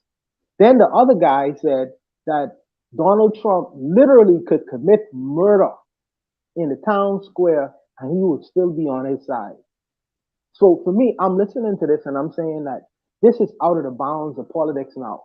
This is almost like a cult kind of thing, you know, where you have these maximum leaders and it's not even based on policy anymore because none of these people could explain what is the political benefit of electing this man and putting him into office. I've not heard any policy discussions. It's only based on his personality. You know, we like him because of this. We like him because of that. I guess the gentleman didn't ask any policy questions, but nothing what came out of their mouths was based off of policy. They just say we like him because of this and that and the third, and they have extremist positions. What is the difference between these people and an Al Qaeda person who say that we believe in Prophet Muhammad and we're willing to die for him? These people are extremists. You know, they don't have a brain in their head. They don't have a brain in their head. You know, and these people about to elect a man, they're about to elect a man because I believe that Donald Trump is going back to power, going back to office. But Donald Trump ain't really the issue because Joe Biden is the issue for me too, to be honest with you. You know, either or, because I feel like Biden is he's more of a war hawk than Donald Trump is. Donald Trump is talk tough, but Biden is an actual war hawk. But that's neither here nor there. That's neither here nor there. I just really just looking at the opinions of these people, and I'm saying to myself, my goodness, these people they don't have a brain in their head. They don't have a brain in their freaking head, and they putting people in office and they have no clue and no idea. I don't know. It's just a fascinating thing to me just to watch. You know? But Brother Bakari say about being prepared, and I want to address that because he is right. Yeah, I think that we as black folks, we should always be prepared. We should always be planning ahead in terms of what could happen because it would seem that we live in a very unstable position. Based off of who get elected and who was not in office, we be in a very vulnerable situation. So that means that black folks, even though we are American citizens, some of them are American citizens, your guys are American citizens, y'all have to prepare outside of the general system and what the general system does, because y'all will be ill affected by the things that what they do. So I think that yes, you're supposed to want to be represented by governmental officials and things of that nature, but you should also do planning outside of that. What if these things happen and if it doesn't go well for us? Because what Hitler did was a lesson for minority citizens in any country. What Hitler did is an example of what could possibly happen. What can possibly happen? And that's not off of the board because Hitler learned from the United States, about the Jewish solution in Germany. And what makes us think that could never happen again? I don't know. Because we've been in the country for a couple hundred years. Oh, so I think that should not necessarily be off of the board in the planning, in the future planning, especially when we represent only 14% of the population, and there is this. It seems to be this disgust and disdain for the black population within that society for whatever reason, and they want to elect. Donald Trump represents the United States. He represents what America is, whether people want to admit that or not. He represents the ideology that comes behind what America is. And I think that but like I say, as American citizens, black or white, people have a right to vote any side of the board in which they want to vote for. But I feel like we should do some planning outside of the general system, independently of, just like any other group of people. I think that needs to happen, and our people who have the ability to help us prepare should get on the ball and start teaching and educating, sections within our community and what they need to do if it all falls to shit. We do need to have our survivalists come on and explain to our people, what if we have no way out? What is the solution? We can't get on the planes and fly to Africa. What now? What next? You know what I mean? So I think that our people, our teachers who are survivalists, need to get on the ball and start preparing our people as well. They also have a responsibility. But I'll leave it there.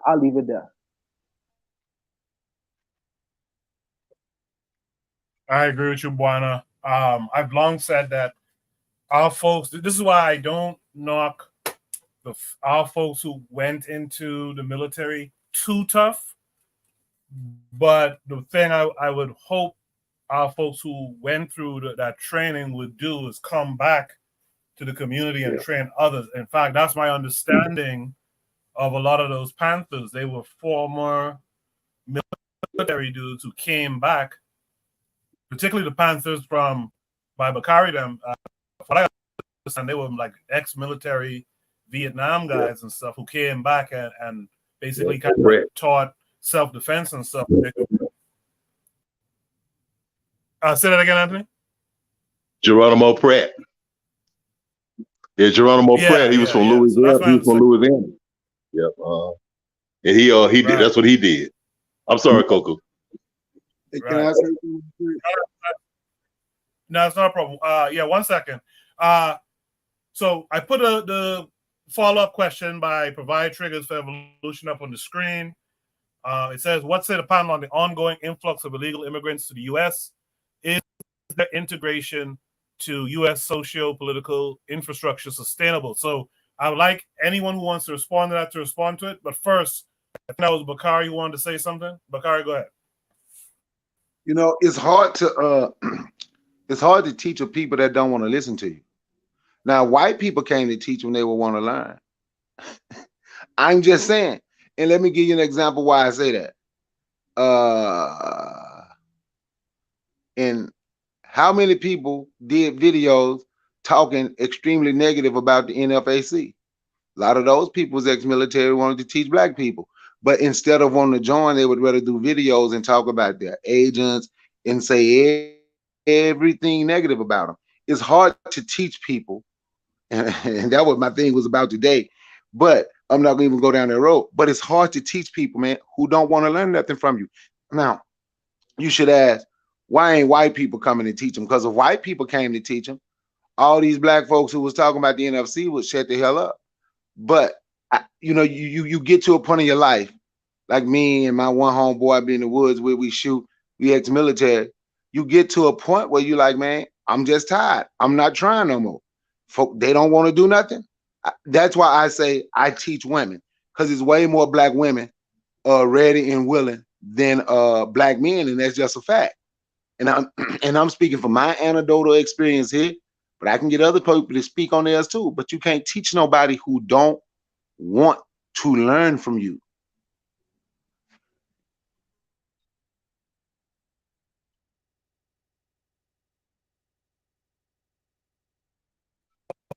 I didn't know you were done right then, but I feel you on that. I feel you on that for sure. If a white guy came, black folks, unfortunately, a lot of black folks will go behind the white general, man. We see it in sports. We see it. We see these black guys hugged up with a little old white guy who couldn't do a tenth of what they're doing on a basketball court or football court. They're hugged up, and they give this guy all the praise. It's crazy. And by the way, I never really see them hugged up with a black coach like that. But that's a conversation for another time. But on the screen is that follow-up question. Whoever wants to respond, just go ahead. Just to speak over each other. Go ahead. What say the panel on the connection? Keep breaking up. Yeah. All right. Oni, can you respond to the post on the screen while I restart my situation here? Oh yeah, okay. So what say the panel on the ongoing influx? Oh, sorry, hold on a second. Let me tell this kid to stop. All right. Well, what's it about on the ongoing influx of illegal immigrants to the U.S.? Is there integration to U.S. social political? Again, like that's the thing though. It's like, I'll be honest with you guys. I'm not really I tuned out of America a long time ago. Yeah. You know what I mean? So I don't even know. Like it seems like most of the news is just propaganda. Like somebody was saying, they said, why don't we hear about black folk getting murdered by police anymore? Right? Did that stop? And it's not that it stopped. It's that it's not there's no election right now. The election is not coming yet. When the election, how there's this joke going on the internet, like maybe in a few days, y'all gonna see some women are gonna start saying, why don't men pay for more stuff? Why don't men, start, why don't they buy us dinner, blah, blah. And the brothers are gonna respond with hashtag rent due. Yeah, hashtag rent due, right? And they're right. Women will start talking about men not giving them money when the first of the month is over. You know what I'm saying? But look, I want y'all to realize this. The Democrats do the same thing. And I'm not against the Democrats, obviously, right? Like if anything, that's the party I was registered with, right? But what I'm saying is that the Democrats do the same thing, but they do vote due. You know what I mean? Because everybody knows this. Like I remember when I was in college, I went to school in the Midwest, HWCU, right? I went to historically white college in the Midwest, and it was right next to a black neighborhood, right? And so what you would find was that when election season, I think it was Obama's election, matter of fact, but when Obama was running for president or there's the primaries or whatever, bunch of white folks showed up. Are you registered yet? Are you so forth? Just giving the most caring, biggest smiling face to a bunch of these black folk who were like, we never see you guys except for when you want to vote from us, right? And it's the same with these, you're gonna see a bunch of police, killings, a bunch of black folk, a bunch of black youth being killed, blah, and it's gonna be the big news to get black folk voted. So my thing is that I don't even go into the news media because it's a lot of people say it's a circus. Some people say it's a Mutt and Jeff routine. I don't know what that means because I don't really, I'm not that old. But the idea was that I guess it was an old show where you had the good cop, bad cop, or you had this guy and that guy, and they just give you two choices in front of you, and they're both choices behind the scene are working together. Now, I think some people are saying Trump's a little bit different. He's not a part of the establishment. I don't know. Okay. I don't know. But the establishment, as it were, was working hand in hand, because you got to remember, one thing we got to remember too is that these politicians go to work together. Okay? They go to work together. They work in the same building. They work next to each other. They write laws together. These are not opponents. They are not enemies. They are the same They are two workers in the same damn company. So when you go to work and you see your coworker, you could convince other people that you guys are enemies. No, you guys are co-workers.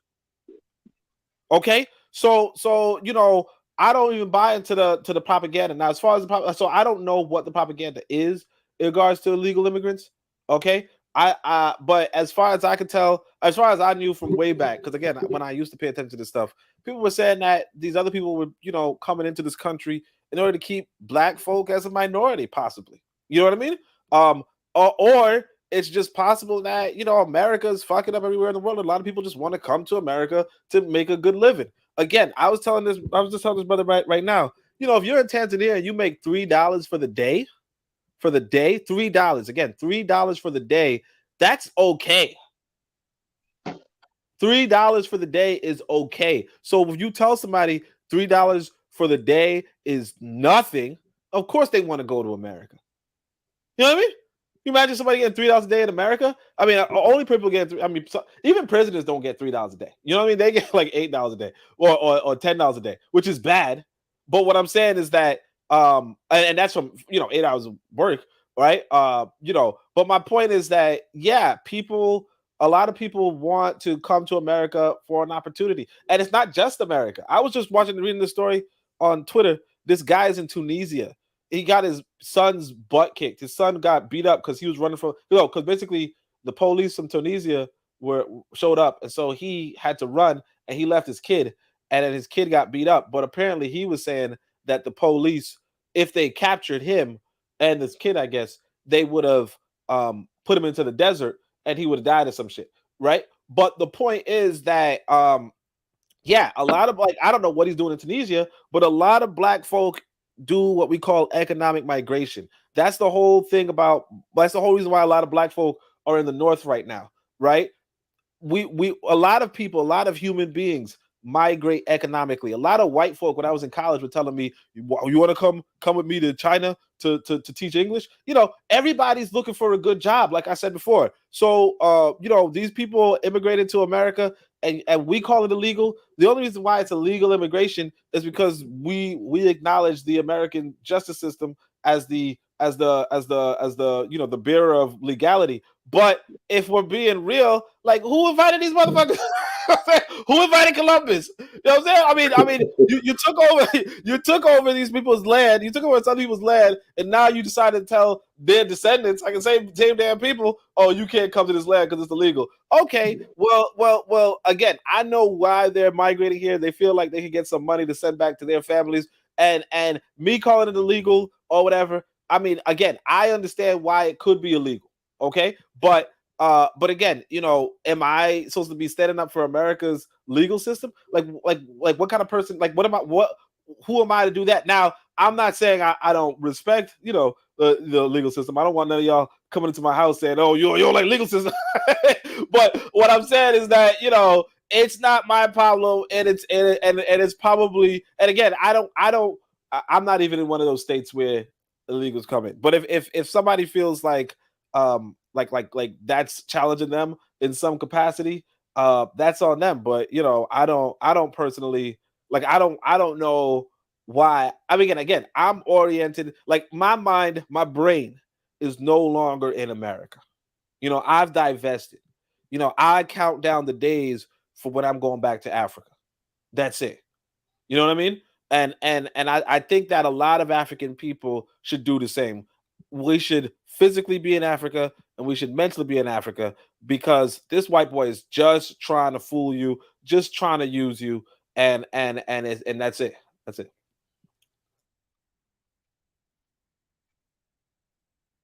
It's beautiful, honey. My thing is, if you have a house, Coco is back. Okay. I guess he left again. I'm still having trouble. Go ahead. Yeah, if you have a house full of groceries inside of it, never mind how you get the groceries, never mind how you get the food inside your home. But if you have a home that has a bunch of groceries inside of it, but you live in a neighborhood, if you live in a neighborhood that's deprived, nobody have food inside their house. You the only, well, you one of the few people who have a house full of groceries. And then you go out within the community and advertise how your house is full of groceries, right? Around to a bunch of neighbors who don't have any groceries inside the house. What do you think those people in that neighborhood is going to eventually do?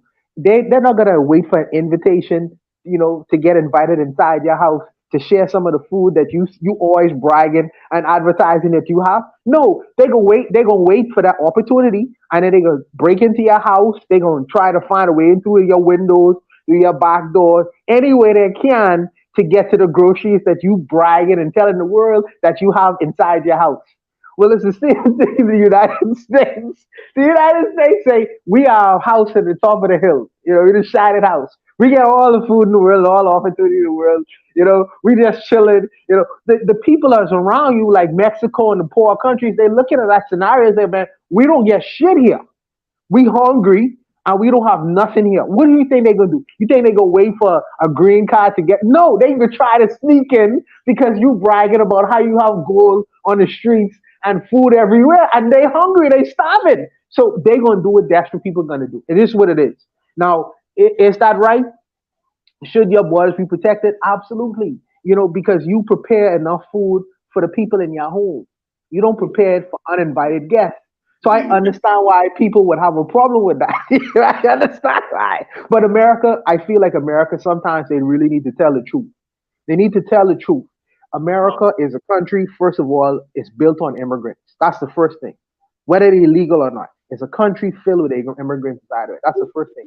Second thing is these billionaires make their money off of poor labor, especially immigrant labor, because immigrant labor is cheap. What it takes an American citizen to pick fruit, an immigrant, especially an illegal immigrant, you don't have to jump through all them ropes. You don't have to get medical care. You don't have to get all these things. You could pay him $4 an hour under the table. And you happy because your corporation is going to benefit from that. Especially like Donald Trump friends and his cronies, they benefit from illegal labor. But they're not going to tell the people that they're going to make it an issue. We happy the Mexicans coming over because the Mexicans want to get paid under the table when working for these corporations. And we don't have to, we pay them less than nothing. We ain't going to pay them like the regular American citizen. And that's how corporations going to grow. But they ain't gonna tell the regular rank and file American that. No, they're gonna stand up on a platform and talk about how these illegal immigrants are coming over and trying to take over. When in fact they benefit from their labor all the time. They need to be honest with their people, man. I feel like that's missing sometimes out of the conversation. But I'll stop there and let the other brothers go.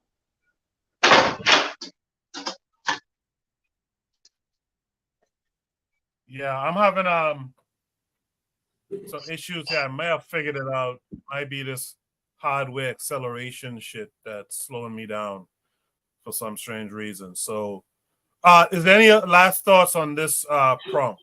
Yeah, I want to say about the immigrants thing. The thing is this: the idea that the immigrants, like Buana just said, what if we were just bragging and blah blah blah. But like the reality is this: these immigrants are not uninvited per se. A lot of the people coming into America, they are not only like a lot of people, like they have a lot of people on the inside inviting them. One, and two, you got to remember that people are hiring them. You know what I mean? Like apparently sometimes when these white boys, like when they really cut back on immigration or when they cut back on illegal immigration, a lot of these white boys have problems with cultivating the land or harvesting the crops.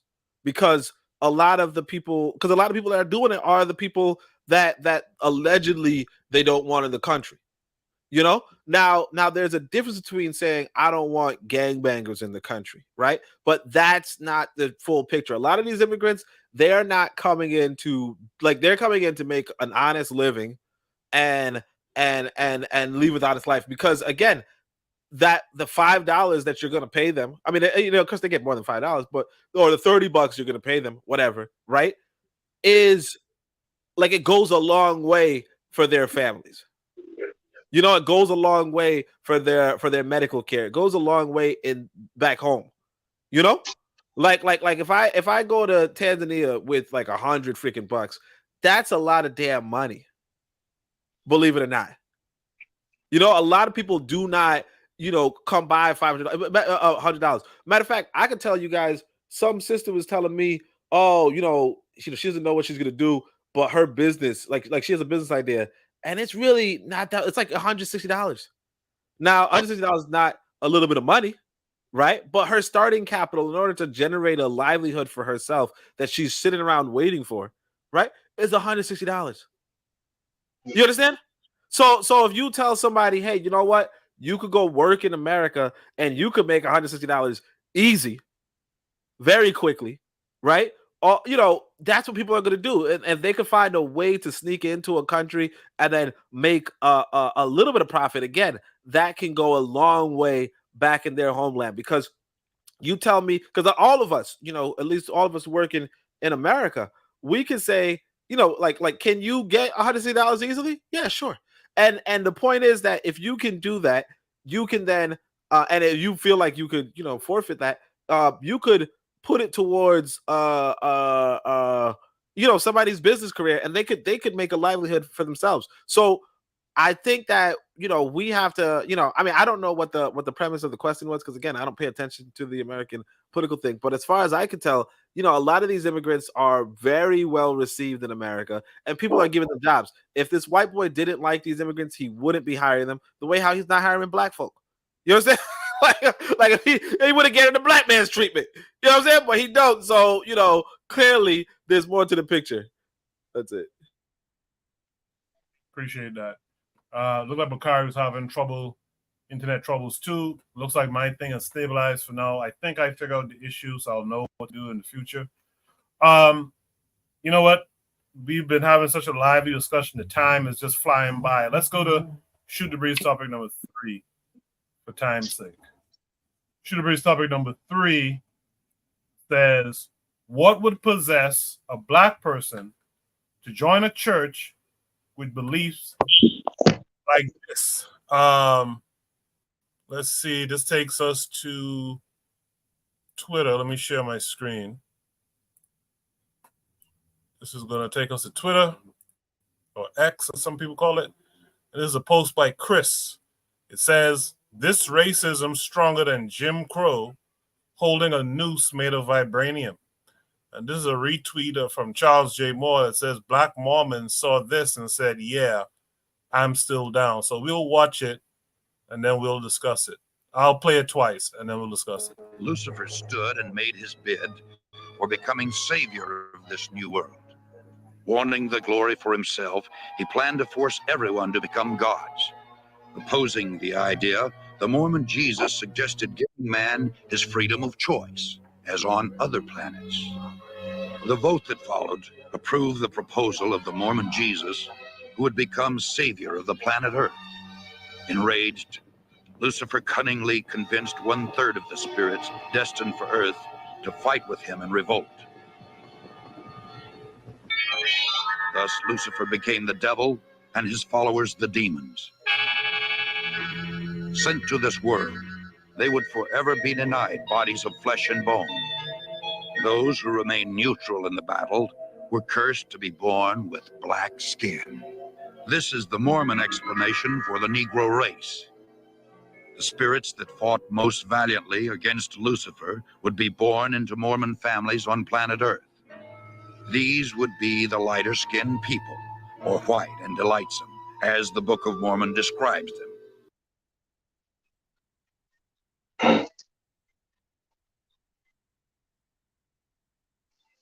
Lucifer stood and made his bid for becoming savior of this new world. Wanting the glory for himself, he planned to force everyone to become gods. Opposing the idea, the Mormon Jesus suggested giving man his freedom of choice, as on other planets. The vote that followed approved the proposal of the Mormon Jesus, who would become savior of the planet Earth.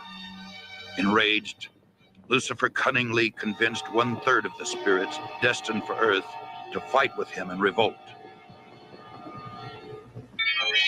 Thus, Lucifer became the devil and his followers the demons. Sent to this world, they would forever be denied bodies of flesh and bone. Those who remained neutral in the battle were cursed to be born with black skin. This is the Mormon explanation for the Negro race. The spirits that fought most valiantly against Lucifer would be born into Mormon families on planet Earth. These would be the lighter-skinned people, or white and delightsome, as the Book of Mormon describes them. All right, yeah. Like some, I'm gonna have to mute your mic there. Like some of you in the chat are pointing out, I think we did discuss this topic some time back, but it came back. Let me see if there's something else. Let me see if it's a thread or something. No, there's no thread here. But we can still talk about it quickly. What would possess a black person? I don't remember. And what was the prompt when we saw that video before? It could have been something similar. But what would possess a black person to join a church with beliefs like this? Let's start with Real Black Gentleman. You said keep it quick, so you keep it quick too. Let's go.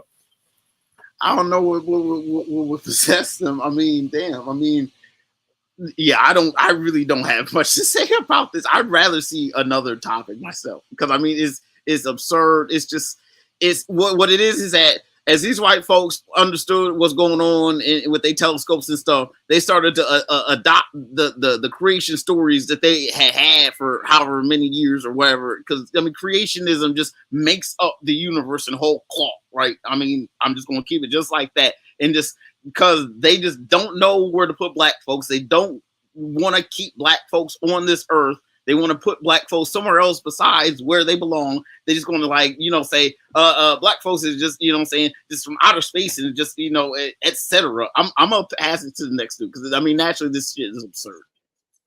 Yeah, I will give them the credit that they did keep their their devil white. So kudos to them for keeping that devil white. Anthony, what say you? It really was kind of funny though, man. But okay, well, you know, we all know the only thing that would make a black person get attracted to something like that is self-hatred. It's self-hatred of themselves.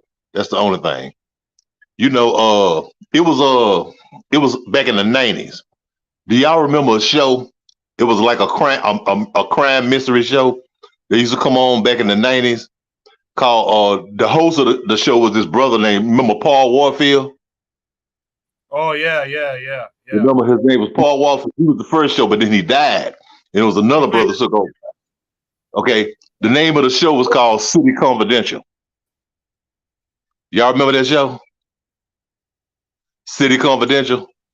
I don't remember the show, but I remember he played MLK in a movie. But go ahead. Yeah. Okay, but it was a mystery show. It was a show kind of like, you know, like shows like the New Detectives or the Forensic Files. Okay, but anyway, it was this show called City Confidential, and the host of the show was Paul Warfield, and they was talking about, you know, crimes that had happened, you know, and explaining how, you know, to get a whole scenario behind the crime. Well, they had one show that took place in Utah. It was about the Mormons, about the Mormon Church. The Church of I think they call it the Latter-day Saints, Jesus Christ, Church of Latter-day Saints. Well, anyway, they was talking about the origins of the church and everything, and about Joseph Smith and them and all them, and Brigham Young.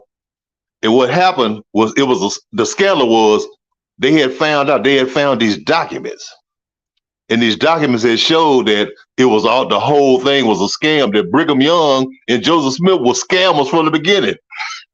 They were straight scammers. They was trying to create a cult for themselves, you know, and their cult was really the same thing as, you know, what they call what we talked about last time,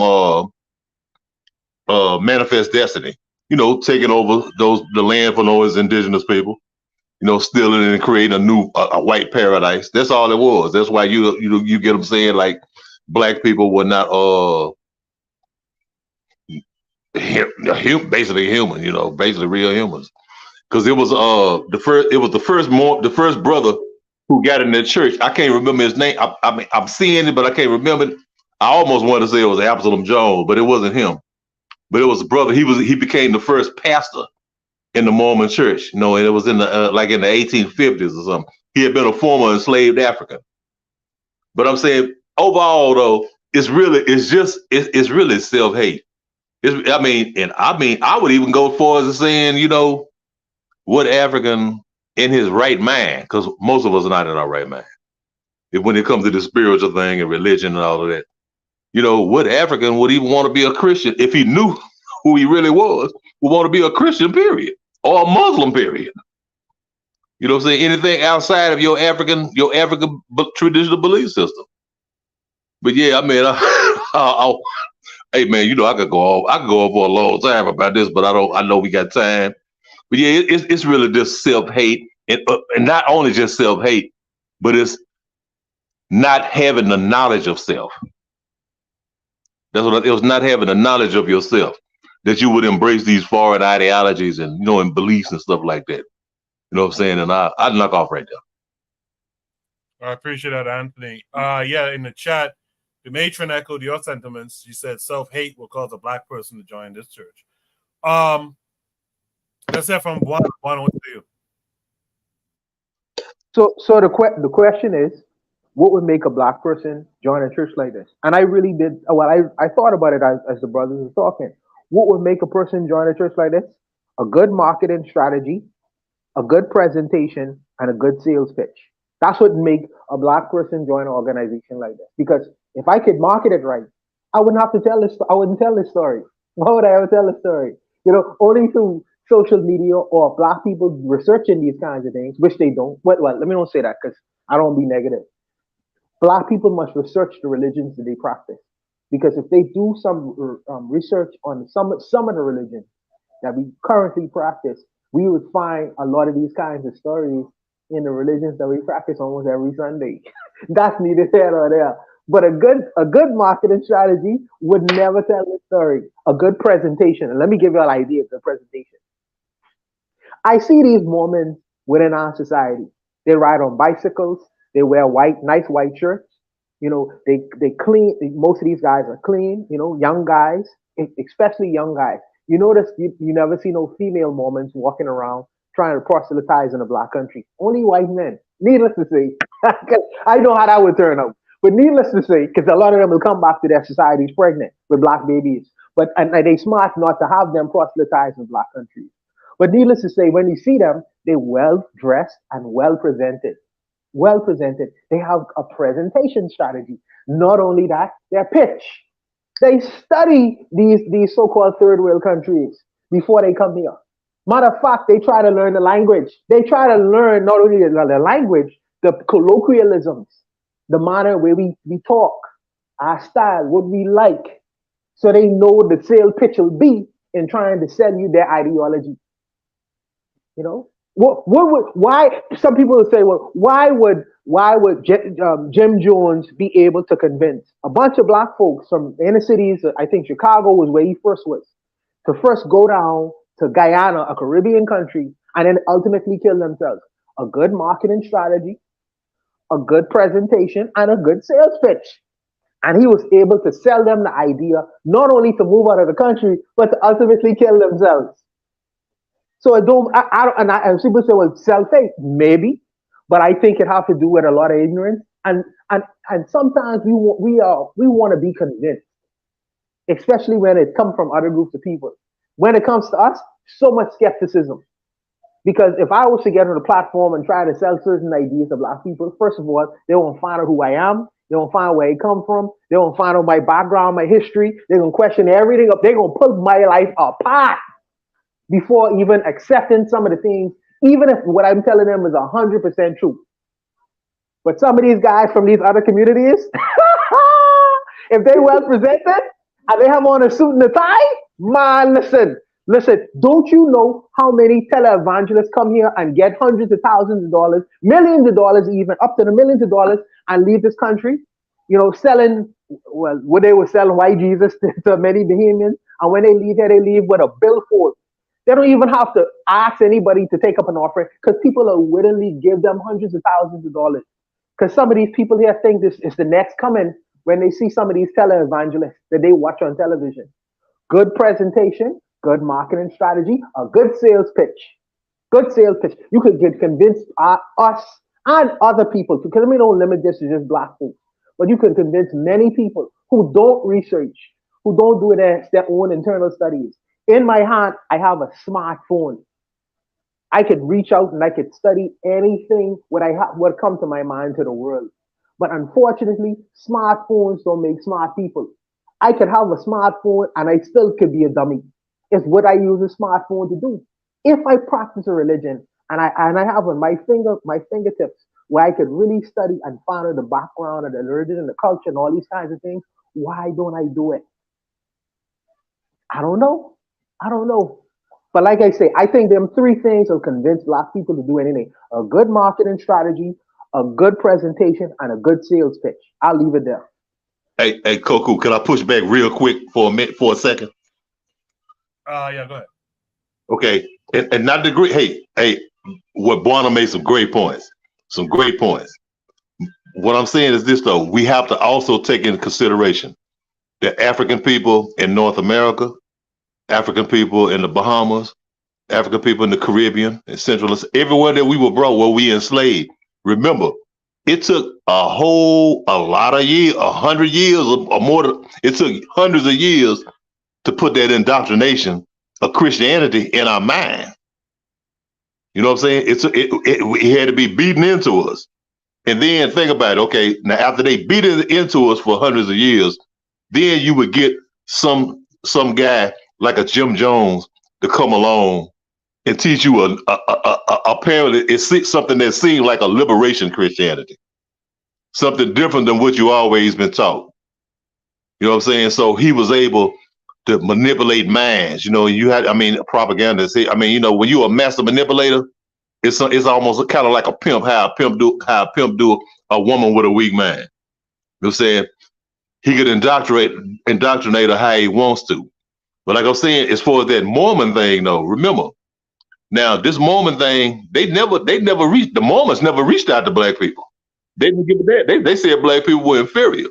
And it was only, like I said, until like the 1850s or 60s when you had the first Mormon pastor.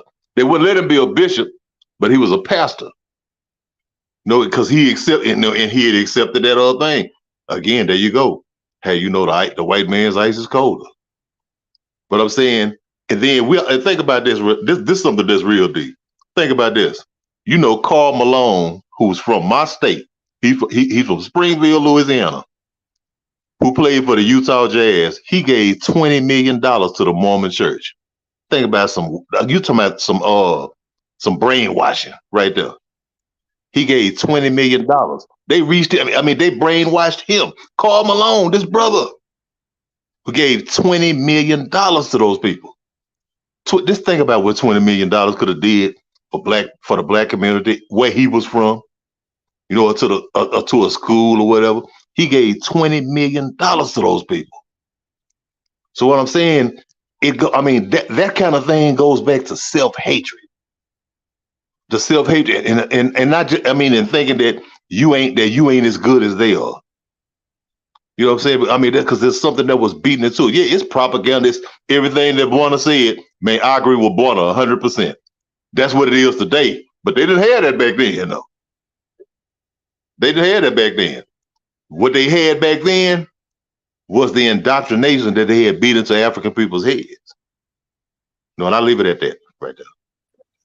Buana mentioned, and thank you for that, Anthony. Buana mentioned that situation down in the hometown. I remember growing up in the 80s, and it was intriguing and frustrating how the hold that this one white dude named Billy Graham had on folks down there, to the point where Billy Graham ended up with a acolyte named Miles Monroe. He died a couple years ago in a plane crash, but it was Billy Graham. There was another guy out of Oklahoma. I forgot the other guy's name now. He had a school. All Roberts. All Roberts.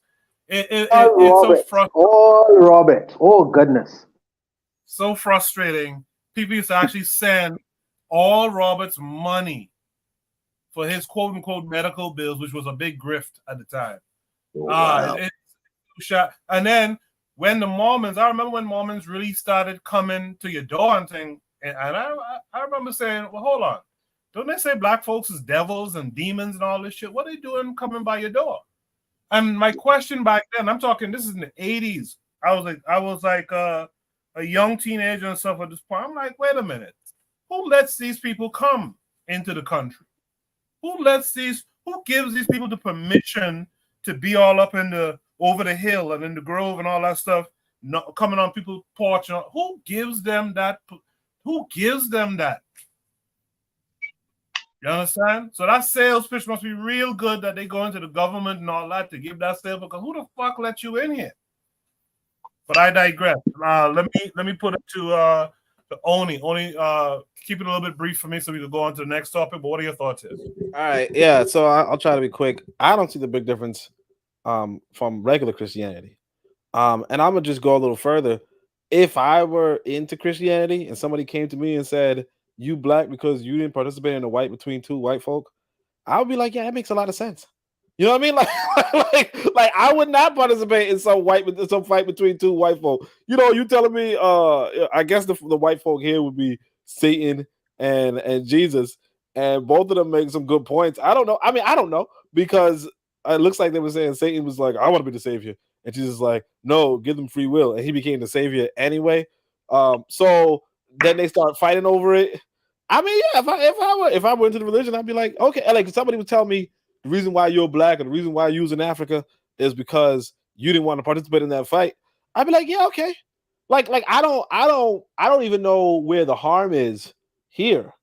You know what I mean? Like it just seems like, oh, you didn't fight on Jesus's side at the time, you know, because but like there might have been a reason. Like because what I mean is this. I mean, again, I don't believe in the Jesus thing, so it's a little different. But what I mean is, if you know, like if you told me I'm in a black country and I did not participate in World War II, I'd be like, yeah, okay. You know what I mean? Or even like the other example is, you know, when Biden won the election, before he won the election, people thought Trump was going to win again. And so people in New York were saying, yeah, man, they were good. They were talking about doing a January 6th type thing. You know what I'm saying? So what I mean is that, but in that event of America, I mean, of the Democrats fighting the Republicans, or some civil war or some kind of crap. I mean, like what Brother McCarty was saying, like that could happen. My thing is this. I'm probably not going to be going on no front lines. Tell you that right now. You know what I'm saying? So the fact that, you know, like this religion is just saying that these black folk didn't go on the front lines with some two white boys fighting out over some shit that don't even make no difference. So for me, if I was into the religious scene and somebody came to me and said, you know, oh, you're black because you didn't want to participate in this kind of fight, I'd be like, that makes a lot of sense, because, you know, I'm black right now. I want to participate in a bunch of white folk. You know what I'm saying? So I mean, for me, it don't make no difference. I mean, maybe there's another subtext that I'm missing. But again, I'm not even religious anyway. But maybe there's some subtext. But as far as I can tell, this ain't nothing. You know, like this is not no big condemnation. Just says you didn't want to join this one fight between two angels. And as far as I can understand, Lucifer was and this story, they don't make him that bad really, but Lucifer was like the right-hand man. You know, it looks like Jesus was just, you know, I guess Jesus is God's son and Lucifer is his right-hand man. You know, he's the like probably like I think he was like the best angel of them all. So some people fought for him. Some people said I'm not with this nepotism. You know, some people fought for the nepotism. You know, oh, get your son in position. Some people fought, you know, and some people were like, I don't really got a business between. I ain't fighting the best angel or the guy's son. You know, and that's it. You know, I don't think this is a problem. That's funny to me how you put it. I don't believe in this nepotism. That's so funny. In the chat, Black Steel said Black Mormon equals Hebrews, Israelite equals pretendians. I guess that's how he looks at this video. Trigger Happy 262 Plus says, looking at African spiritual practices, blackness is actually divine the more and more you dig deeper. We saw a great example of that with our ancestors in Kemet and their cosmology. He says, even the Rastas, the thing I respect is they try to solve the problem of imagery. Uwa Bantuam is out there saying salutations, so peace to Uwa Bantuam. Again, for time's sake, let's just go power through to should be stopping number 4, which is still along the lines of spirituality. Should be stopping number 4 says traditionalists versus Christians. Is there one true religion? Of course, this comes with a link that takes us to YouTube. I will play a few minutes of this and then we'll discuss it. Jesus Christ. That guy is arrogant. How can you say you are the only way? That is braggadocious. No way. We have only one God. The Bible says, in the beginning was the Word, and the Word was with God, and the Word was God, and He was in the beginning before the Word was made. I will be doing my ritual. I will be doing my ritual. They will be passing. Immediately my ritual, human sacrifice. When the person does it out of his will, is not wrong. I strongly believe that traditionalists are evil.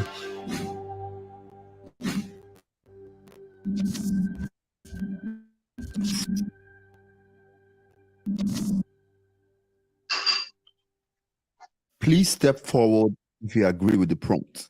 There is only one true religion. As a Christian, the foundation of our faith is the scripture. Jesus has said, I am the way, the truth, and the life. And no one comes through the Father except through me. That shows that the only religion which exists is Christianity, which is not a religion as people actually call it, but a way of life. Exactly. The first Christians, if you remember, the first Christians were actually called Christians in Antioch because of people saw the way they were behaving. They're like, oh, these people actually look like Christ. They speak like Christ. They act like Christ. They behave like Christ. They show people love. And that is where the word Christians comes in. And that is where Christianity actually comes in. Even God said, He said, thou shalt not bow to any other God except me.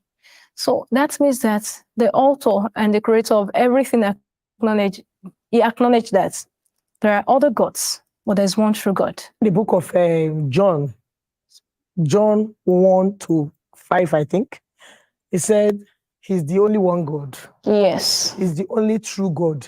That in the beginning was the Word. Yes. And the Word was with God. Who is this Word? Jesus. The Word was Jesus. And the Word was God. He was in the beginning with God. All things were made through Him. That without Him, there was never anything made without Him. That was why they said, before Abraham, I was. Because He has been in the beginning, even before the world was formed. Can the disagreeers please step forward? My name is Mazi Chukwuebuka Wando. I am a practitioner and a strict adherent and a defendant of the Omenala or Omenani tradition. Christianity is not the only true religion. I represent the ordinary religion. That's the Igbo traditional religion, you understand? And this Igbo traditional religion is like only for Igbos, because we are the only ones that practice it and believe in it. This religion or this culture has been in existence before Christianity. It started with in the 9th century and is only practiced by the Igbos. And we worship and we revere the only true God. That is Chukwu Okike Abiyama. Excuse me. Christianity is the only true way. You said it has been before it existed. It had never been before it existed. The Bible says, in the beginning was the Word, and the Word was with God, and the Word was God, and He was in the beginning before the world was made. Let's go to creation. How were you made? Chukwu Okike Abiyama created me. No way. We have only one God, the only one creator, who was not created by man. You see, but He created man. Yeah, you see, in His own likeness. Yeah, so you see, one thing about you Christians is that you are all over yourselves, like your Jesus Christ. He said He is the only way, the truth, and the life. Do you know, if I want to talk about myself now, after this show now, if I go outside, I'll go and be telling people that I'm the only one that said everything that everybody accepted. I would like to blow my trumpet. He blew his trumpet and you people are running with it. How can you say you are the only way? That is braggadocious. That guy is arrogant. The life you have, is it yours? If you can tell me yes, then I agree with you. And my chi and my ancestors gave me life. If we look at the literal definition of what religion is, religion in itself is the belief in a superhuman or a god or gods, right? Even back then, in the days of Moses and the days of Abraham, we acknowledged in the scriptures that they worshipped other gods, which means other religions had always existed, right? So the presence of religions we can't neglect it. We would recognize that these things are in existence. The argument around whether one is the truth or one is not is a separate discussion. Do you believe there's only one true religion? Definitely Christianity is the true religion. You can't say that. No, it's fine. Everybody has a right to their opinion. You can't say that. I would fault you guys, your rationale. Christianity is not the only religion that says that they are the only true religion. Islam says the same thing. Every other religion says that they are the only one true religion. Another reason why I will fault your rationale, I mean, for Christians, is that they say we are the only one true religion.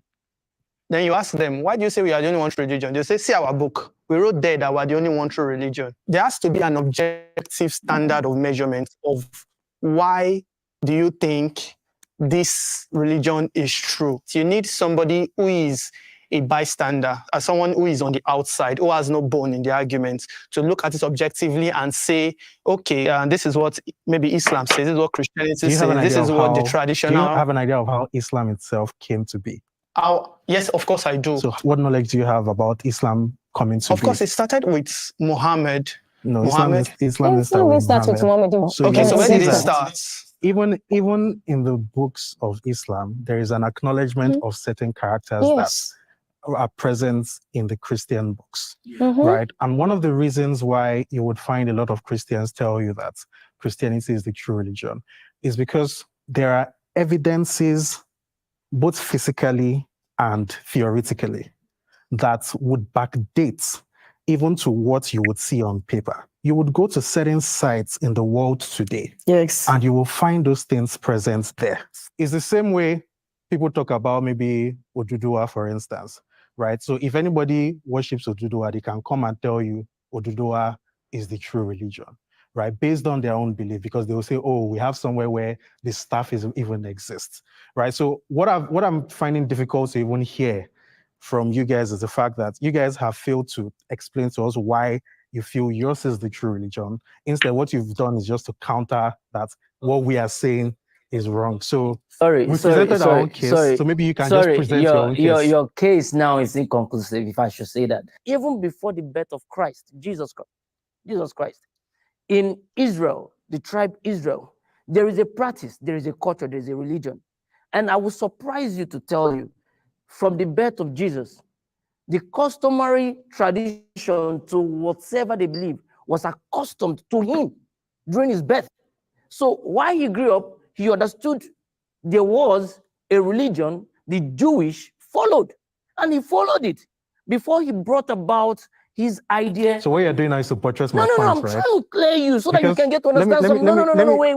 Let me bring something I've not hit the hammer on the net. Just calm down. I'm trying to bring it to this light, because so now you fail to acknowledge that, hey, I came into existence and I went through a system, and now profoundly I'm beginning to set something up for myself that will be a movement, because I believe it's a movement. If you got into a system. It's just like you're not coming into it. You got into a system. Yes. Let me say something to you. Do you know this Bible we speak about said in the book of Genesis? No. I corrected you on that you cannot use the Bible. Bible said that the seed of the woman will bruise the heel of the serpent. And I believe someone wrote it, Someone wrote it, isn't it?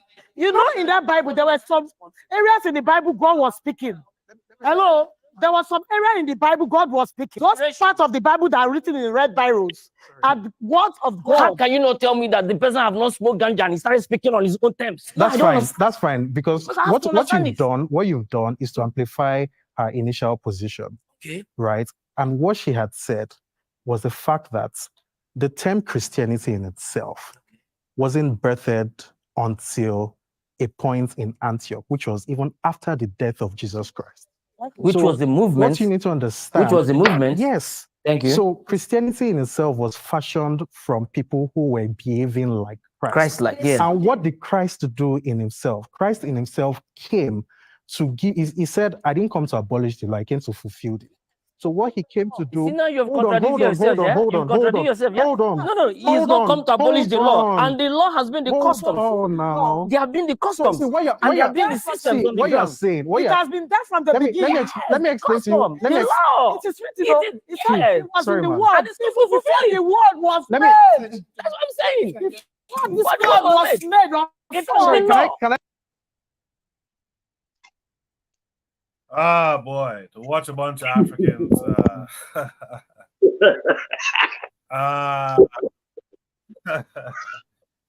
It's a mess, boy. My God. Yeah. Traditionalists versus Christians.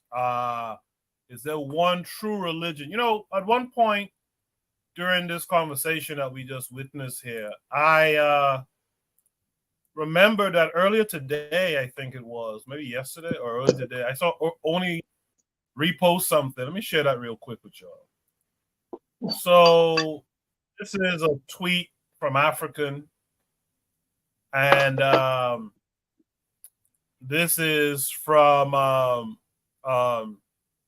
Museveni's wife, who says here in the circled part, says Africa committed the grave sin of enslaving the children of Israel for 400 years, which returned to haunt the African continent with the advent of the evil transatlantic slave trade. Like, this is what we have to deal with from African folks, and it's disheartening.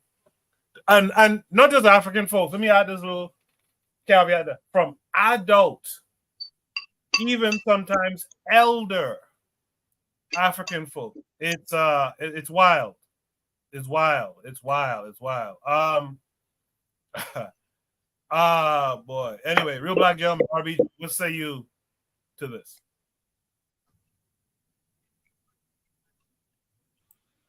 I don't know where to start.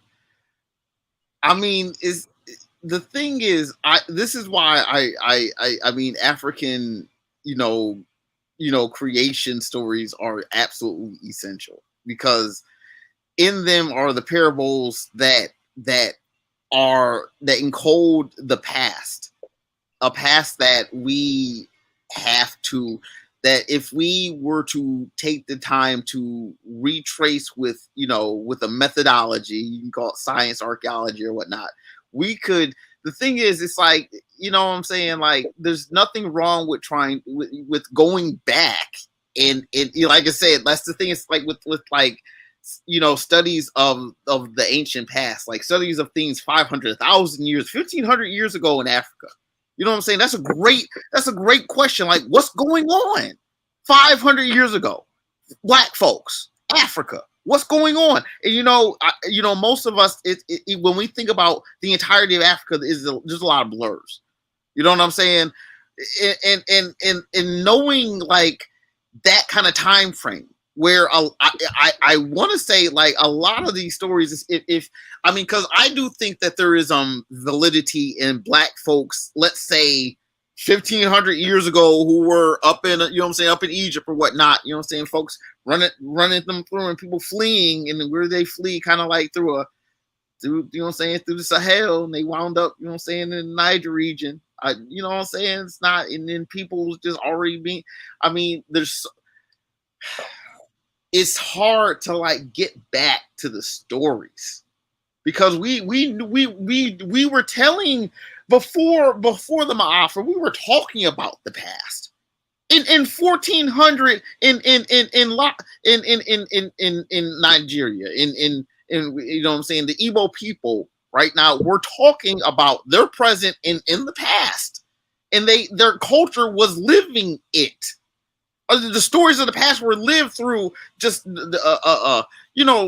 everything, just the things that that we use in everyday life that will remind us of things, and just the ways and folks in more ways, and we lost all that. So I mean, I know that it's I don't want to drag, because it's like, to me it's like I hear the home team and it's like I root for them. You know what I'm saying? I love the Igbo, right?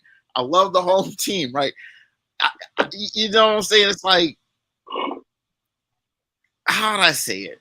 It's like, there's a thing that the Yoruba used to do with their Obas. I don't know if they still do or whatnot, but like when the Oba, like in one of the cities, in one of the areas, and I don't think it was the whole one or whatever, but there was an Oba, you know what I'm saying, head or whatnot. When he died, like, you know what I'm saying, heads would roll literally, and like, you know what I'm saying, it said or whatnot that, you know what I'm saying, heads would be, you know what I'm saying, buried with the leader. You know what I'm saying? So you can say it's things where, like, look, I mean, you know what I'm saying? It's like it's people do things because that's what they were to do. And I mean, even back then they may have accepted it, whereas even before then there's a time where they was like, we can't do anything like that. There wasn't even thinking about doing anything like that, because it's hard to put the hard finger of some morality of today looking back at the past, because like, you know what I'm saying, it's like it's things where it's like people do things in that, you can imagine that people don't do things anymore, but why don't people do things? Would it be a natural evolution of Africans just adopting new cultures or whatnot? You know what I'm saying? It wouldn't necessarily be human heads, but maybe like heads of like, extremely exquisitely cut stone or something. I don't know. It's like that's all speculation. It's like, as far as like, the whole Christianity, I mean, I was listening to it, and it always turns into, you know what I'm saying, the Christians know what's right, and they always talk about the same story, and everything's referred to by this book with this pseudo authoritarianism about it. You know what I'm saying? It's like there's no, at least the Igbos can come across with conviction, saying that these stories are the stories that have been told before us. They're not in a book. You know what I'm saying? It's not that there aren't things written about these stories, but it's like, this is what it was, and you're not going to discredit it just because something is in a book. I'm gonna go ahead and pass the mic. Appreciate that, RBG. Yes, it's interesting too. We so-called gave up colonialism, right? But we didn't give up these things. It's amazing. Let's welcome back Antoine Demella, also known as Brother Bakari. Brother Bakari, what say you? Look, excuse me. Look, when they say the Bible, when they say Jesus is the one true God, but then if you go read their book, I can't even name the books right now, right off the top of my head. But they have verses in the New Testament, especially New Testament, talking about other gods. They talked about the people that worship the Mother of Heaven. They talked about people that burn incense for their God. They talked about another group of people that worship their God. Then God said, but I am your God, the God of Israel, and I am the most powerful God. So the book don't even say it's just one God. So that is something that has been pushed from the pulpit, been pushed from whoever or whenever, but that's not what the book say. I remember going to church a couple of times when I was little, right? And back home in the SIP, Mississippi, you could see some of traditional African religion hidden inside of the Christian church. I tell people, watch a voodoo ceremony online and go watch an old Sunday service church from the 70s, right? And when you see the falling out and the faint and the shaking on the floor, that's not necessarily that's not they getting something from the Holy Spirit, Jesus. If you watch it, then go watch a voodoo ceremony, you would see the same thing. But today it has changed and it's a business. So what they are talking about, the book don't even say, the book that they study and read don't even say what they're saying, that Jesus is the one and only God. And I'll find the verses if you want me to find the books of the Bible, where it's talking about other gods. And if you don't want to go to the Old Testament, you can start in the New Testament when God said, let's, that's let us make them in our, O-U-R, which means it's more than one. Let's make them in our image. And that's in their book. So sometime, and this is, you know, and sometime it gets to the point where people are reading and they're not fully comprehending, even though they're reading it, they're just still going to go what they have been taught by somebody else. And only this is why I said earlier, put in the chat, free thinking is not always good. And black people are not necessarily free thinkers. Free thinkers is not always good, because if you're trying to get people on one accord, not that you want to scam them, not if you want to scam them, not if you want to control them, not if you want to do anything like that. If you want to get people on one accord, we have to be agreeing. So that's what I meant by that. But yeah, man, even their book don't even say it's just one God. It's just easy to simple. You go through their book. So I get it, Mike. Yeah, Bakari, thank you for that. And you're absolutely correct.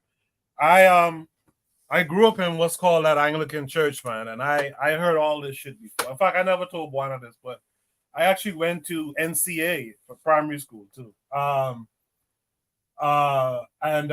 Even these people in this video here, they tell you they're admitting that their God tells them that he is the one, that there are other gods and he is the one true God. And I always found that when I was in this Christian primary school, when they said God said he's a jealous God, I was like, what? How does that even make sense? That your God is this jealous God and you must choose that God out of all the other, like, what are we talking about, really? But that's how they have us, man. They have us like Ua Bantuum and them are saying, and Afro World and them are saying in the chat. A lot of our folks go to church every week, a couple of times, some of us, and we listen to this stuff. We even repeat it in the catechisms and this, that, and the other, and we don't really take stock of what we're saying. We don't think it through. You know, we don't think it through. It doesn't make sense. All this is a hustle to believe this particular God. You know, and scare tactics and all that kind of stuff that Trigger Happy spoke about earlier in the chat. Bakari, I appreciate that.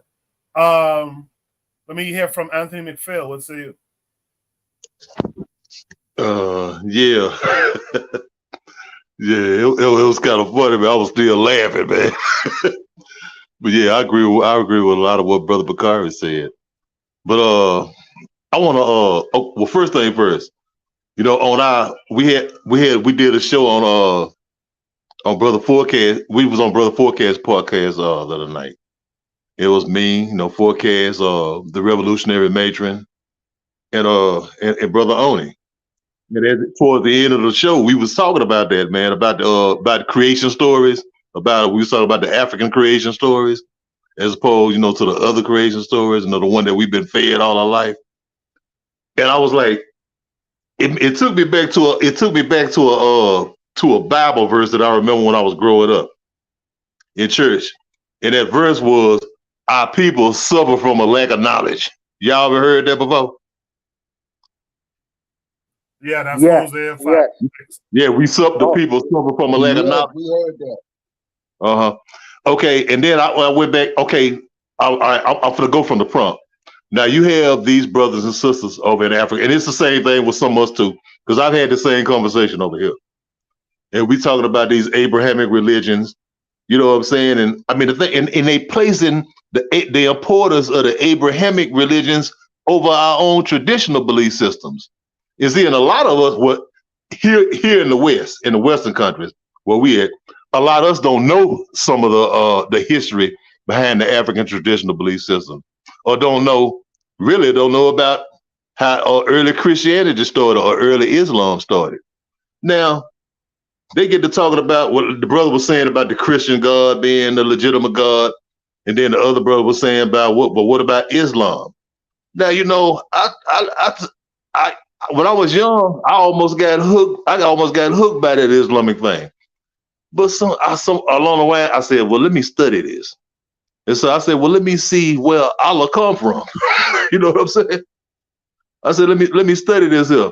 And so I did some research on the early Arabian religions, you know, in the Arabian Peninsula. And I said, well, okay, well, you know, Allah was just, you know, those early Arabs, they was what you would call a polytheistic kind of people. They worshiped a whole bunch of gods.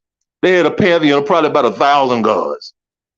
You know what I'm saying? And Allah was just one of them. He was just one of the gods.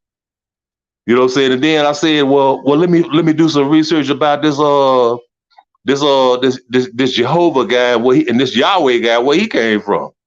Because, you know, if we go back to the Bible, remember Moses was talking about the God unseen, unheard, whatever. But it wasn't until he went to, guess what? This guy named, this prophet named Jethro. Remember Jethro of Midian? Y'all remember that part? See, I'm trying to lead up to something. Yeah. He went to this guy, the prophet of he went to Jethro, the prophet of Midian. Now, so I was saying, you know, these Midian, you got to understand who Midian is. Now, these Midianites were Arabic people. Midian was an ancient nation in what's the northern part of the Arabian Peninsula. That's what the land called Midian. Okay. It was called, that's what Midian was at. Now, this God, they called him, from you get Yahweh into Jehovah, it was Yehu. It was Yehu. So you hear people say, oh, you're just a Yahoo. You know, that's where that word Yahoo come from. It came from Yehu. Now he was like a storm god. Now, you know, if you go all the way back into this, you got to study the Canaanite religions and the religions of Syria, Palestine, Syria, Canaan. And they had all these different gods. It was a nature-based religion, a nature-based cult. You know what I'm saying? They had storm gods, rain gods, fertility gods, and all these deities. So I'm giving you a little context of where all this stuff come from. Okay, now let me take it back here. What the Africans, what those brothers and sisters, and what a lot of us don't understand. Okay, this period of time was like around, and when Moses lived, this was around 1500 BCE. Now, you know, the oldest people on the planet, the oldest continuous existing people on the planet are the KWAZ people of Southern Africa. You know, the one those people who kind of look Asiatic like, you know, with the peppercorn hair. Yes, in South Africa. Yes. South Africa, the KWAZ, they call themselves KWAZ. Okay, we know the white folks lay there and call them Bushmen and stuff like that. Now, these people have been around for at least like 100,000, 160,000, or 200,000 years. Now, I was studying some of their belief systems. They worship, these people worship, they had a creator. They had a creation myth, a creation story. I don't say myth. They had a creation story. And their creation story, well, their creator, his name was, guess what his name was? Imana. Oh, Imana, okay. No, Imana. Okay, now you could make that connection of Imana to what they was doing in the land of Kemet, Amun. You know what I'm saying? You can make it to Amun. Right. Because, you know, you can make it to Amun. Well, I'm like, these people will have a creation story that goes back 200,000 years. And what I'm saying is, we as African people, whether on the continent or in the diaspora, we rather go straight to the Abrahamic religions, you know, Islam and Judaism and Christianity, and look at that as opposed to going back to what we already had. Because what we had and what they got is a carbon copy of what we had. You know, they throw their mess onto it. You know what I'm saying? But I leave it like, because I can go on about this, man. But yeah, I'll leave it right there, though, man. We should do a whole show with Anthony talking about that stuff. He's with that very said, knowledgeable. yes, sir. Let's throw it to Oni. Oni, what say you? Oh, sorry. So, is there one true religion? Yeah, it was the Mormon church. We just talk about it. Like, you know what I'm saying? I mean, like, once you tell me, like I said, man, if you like, how you gonna fight between, how you gonna pick sides between God's son and God's right hand man? That don't make no damn sense. I would have sat that one out too. Like, ain't not my business. All right. I don't know what this was about. This, you know, like they needed a moderator, because that one Christian lady just kept shouting some old nonsense. But like this also, I don't know what the point here was. Like, on the one hand, it might highlight traditionalists. On the other hand, it might be to highlight, you know, legitimize Christianity, because you're facing it against the traditionalists. I personally, I'm not a believer of these of either of these practices or faiths. I think all of it is contextual. You know, I was just looking at ancient Kemet's Ma'at theory. I was looking at ancient Kemet's Ma'at theory, and I decided I wasn't sure if I should put a chapter of that in my book, but then I said to myself, you know, I read some of the Ma'at stuff, and I was like, yeah, I should. But then I said to myself, I had to put a preface. You know, I had to put a preface and tell people what the context of ancient Egypt was. You know, ancient Kemet was. And that's the thing about these traditional faith. Like, when the guy's talking about what the Igbo, right? He's talking about the context of what's going on with the Igbo. You know? And the Christian stuff, that was a context of what was happening in I don't even know what happens. Oh, Rome, right? That's the context of what's happening in Rome. You know, you taking that belief system and you in the middle of Nigeria, it seems, right? It's just looks stupid. It just looks silly. You know, you with that black skin talking about the people of Israel and the people of Rome and the Roman Empire, it just looks goofy. Okay, the Igbo guy, it makes a little more sense, but as you know, as we point out, why is Buana staying? But as you know, like again, I really, I don't, like, as far as I'm concerned, these it's just a kind of it's just ridiculous for me, to me, for black folk to be on that. You know, whether they're the true religion, obviously not. You know, again, religions are contextualized. You know, I'll say this, in fact. So in the Ma'at, you know, the stuff that they say about Ma'at, they were like, hey, I'm not going to take fish out of the sacred pond. You know what I mean? So in their belief system, there's a pond that is sacred in that land. You know, it doesn't mean anything outside of Kemet. You could tell that it was probably a pond that, you know, the king at the time was like, I don't want nobody fishing in this damn pond. You know what I mean? Like, that's it. So he says it's a sacred pond, or it's a pond of, you know, the ancestors, blah, blah, blah. That's it. You know, and so, you know, we have to start contextual. Like, you can't take these things out of their context and then fast forward, you know, 2,000, 3,000 years and be like, we got to follow this, you know, by the letter, right? You look goofy. You know, I even said this about, you know, the ancestors we have, you know, like the elders we have. You can't take a Kwame Ture book that was written 20 years ago or 30 years ago. You can't take a Kwame Ture book, my fault, 60 years ago, right? But you can't take his book and apply it to the letter in America in 2024. But for some reason, people think they can take a book from 2,500 years ago or 2,000 years ago and apply it to the letter today, it doesn't make any sense. And you might say, well, because it's the gods, blah, blah, blah. But it's like, no. You know? I think at some point Coco might play this atheist video, this guy complaining about atheists and blah blah blah. But there's this idea that, like, essentially the belief that Christians go by is, well, this is the creator of the universe, blah blah. There's no damn way. I'm a guy that does with statistics, probability. There's no damn way that the creator of like, if there was a creator of the universe, and I don't say there is, but if there was a creator of the universe 14 billion freaking years ago, okay, there is no damn way that that same creator communicated to some, like, Moses or Abraham or Christ or whomever. That same damn creator communicated to them to write a damn book about the beliefs and then get all the fucking science wrong. Doesn't make any damn sense. No way. So that's all I can say. I appreciate that, Oni. Cool. Last but not least, let's go to Buano. Buano would say. Yeah, so Oni brings up an important point. But the problem with his point is my belief trumps your reasoning. My belief trumps your objectivity.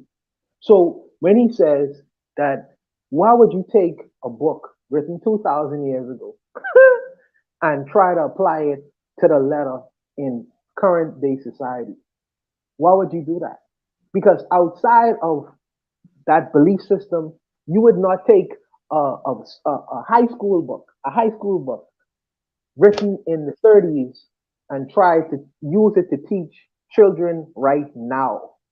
Nor would any mother permit her child to sit in the classroom knowing that they're using books from the 1920s. But for some reason, or for some lack thereof, I would permit or allow my child to be in a system where they're going to learn a history lesson from a book written 2,000 years ago. Whether the history was right, wrong, it doesn't matter. You just have to believe that these events actually did occur. So my belief trumps your reasoning and objectivity. I'm watching this stuff and I'm saying, because I'm asking the question, how is it that the most strongest people on the planet, intellectually even strongest people on the planet, how was they able to be dominated and conquered by lesser people? How was they give them the power of belief? Give them the power of belief. In fact, don't only the power of belief, just throw in some religion in that too. And you see how these people was at each other's throats. They couldn't even finish the conversation. They were so separated and divided. And I'm watching this night. All I need to do is throw religion in the mix and play you all against one another, and you all will be at each other's throats. I don't even have to do the dirty work no more. I just have to play up on your beliefs, and your beliefs will do the dirty. Your beliefs will do the dirty work for me. That's why the Muslims in Nigeria could blow up the churches, and the Christian Muslims in Nigeria could blow up the mosques. And I'm sitting there and I'm saying to myself, after they finish, I'm going to sell them the bombs, first of all, and the guns to do the dirty work. And then I'm going to come in after the fact and then buy up their land cheaply. How about that? I'm watching this and you could see the energy these people have for one another. They are so separated. And it's like anyone who really watching this is like they at each other's throats off of the power of belief. It's a very interesting feature. Very interesting feature. That's why, despite the fact that Oni was given reason in his astrological physical mind, my belief system would trump your reason. Because if you come to me as a Muslim person, I'm going to say, oh, you trying to question Allah? Boom, boom, shoot him in the head. And there goes that idea. Despite the fact that I can show him, statistically and mathematically, my reasoning is sound. I don't want to hear that. My beliefs trump your reason. This is where we are. I think that eventually we'll get, hopefully we'll get out of this and entertain the discussion. Because prior to the Abrahamic faith, I believe that the Africans had different religions and still was able to coexist within a community. without them being murderous towards one another. Now, maybe that's disputable. Maybe I don't have my history exactly right with that, but I believe that prior to the Islamic religions or the Abrahamic faiths, maybe we was more civil towards one another and tolerant of the fact that you have a different God than me, I have a different God than you. I still live in your society. We could coexist together. But now this Abrahamic thing, something about it. The arrogance that female lady had to say, well, you can't tell me. You don't have your God. The guy came with his own traditionalist creation story, and she was like, that's not, she dismissed that offhand. She's a Nigerian, and she dismissed that offhand. And saying, I have the truth. You can't tell me. And she basically telling him what his creation story is. That is so arrogant. It is arrogant. How dare you tell me, what my belief system is, where I came from, even though it might still be a fantasy. How dare you tell me? How dare you tell me that? And like it's gonna lead to conflict and strife and a bunch of nonsense between these people who probably would have coexisted for hundreds of years prior to this nonsense being introduced to them. But she is so forthright. She is so forthright. Not to mention if they had a Muslim on this panel, what would really happen? But this is just a small microcosm of our community, the Black world in a bigger picture. This is just a small clipping on how we really believe. Your system is different from mine. My system is different from yours. Therefore, I can't give you a drink of water. I can't even give you a glass of water. Oh, you're a Christian person? I couldn't even piss on you if you was on fire. That's a Muslim over there. Even though he looked just like me, he grew up in my society. We went to the same school. We have the same culture, probably more or less. But because we practice a different faith or belief, now I can't piss on this man if he's on fire. It's just, I don't know. It's just an interesting dynamic. But this is the way that you conquer and dominate the people. Just give them the power of belief. I will leave it there. I'll leave it there. Appreciate that, Buana. In the chat, Trigger Happy 262 Plus says, I think we have to change that a little bit. We need to be intolerant of the imposition of other practices over our own. Much agreed. And build our practices in a unified sense to protect from Abrahamic practices. He says, in building a more unified African spirituality, we also build a better fraternity among African people. Whether we like it or not, Abrahamic practices take away the loyalty of our people or Ummah. Real Black Gentleman said in the chat, well, I can't say that because the Arab slave folks as illiterates. I think he's responding to Buana. Ua says the traditional religion have traditional government as well. Religion is a political question. We would go back to sovereign holy lands and holy priests, kings, erasing modern countries and politics. That's an interesting thing. We should build on that. That what Ua talked about there. Ua, if you have time, I know you're on the Discord, at least you were. Post up something so we could flesh that idea out a little bit more. That's a good topic. Does anyone have any last thoughts on this topic? Yeah. Hey, I'm sorry. Can I say something, Goku? Of course. Go ahead. Okay. Yeah, I was saying I think this was what our brother, our ancestor Sheikh Anta was trying to build towards. What he was talking about, the cultural continuity in Africa. I think that's what he was trying to. I think he was emphasizing that. I'll leave it at that right there. Yeah, you're referring to what Ua just said just now, right? You think Sheikh Anta was to that point where if you overturn the imposition of religion, and you get back to your African spirituality, that comes with political, that comes with, I guess you could say, economic system. Yeah, everything. Thank you. That's the best way to put that. That comes with everything. So yeah, I like that. So again, if Ua can do it, if someone can, remember to let's flesh that idea out a little bit more. I have another topic, but I don't want to go over time tonight. So we'll start with that topic next week. That topic is going to be understanding the faith of our people in Argentina.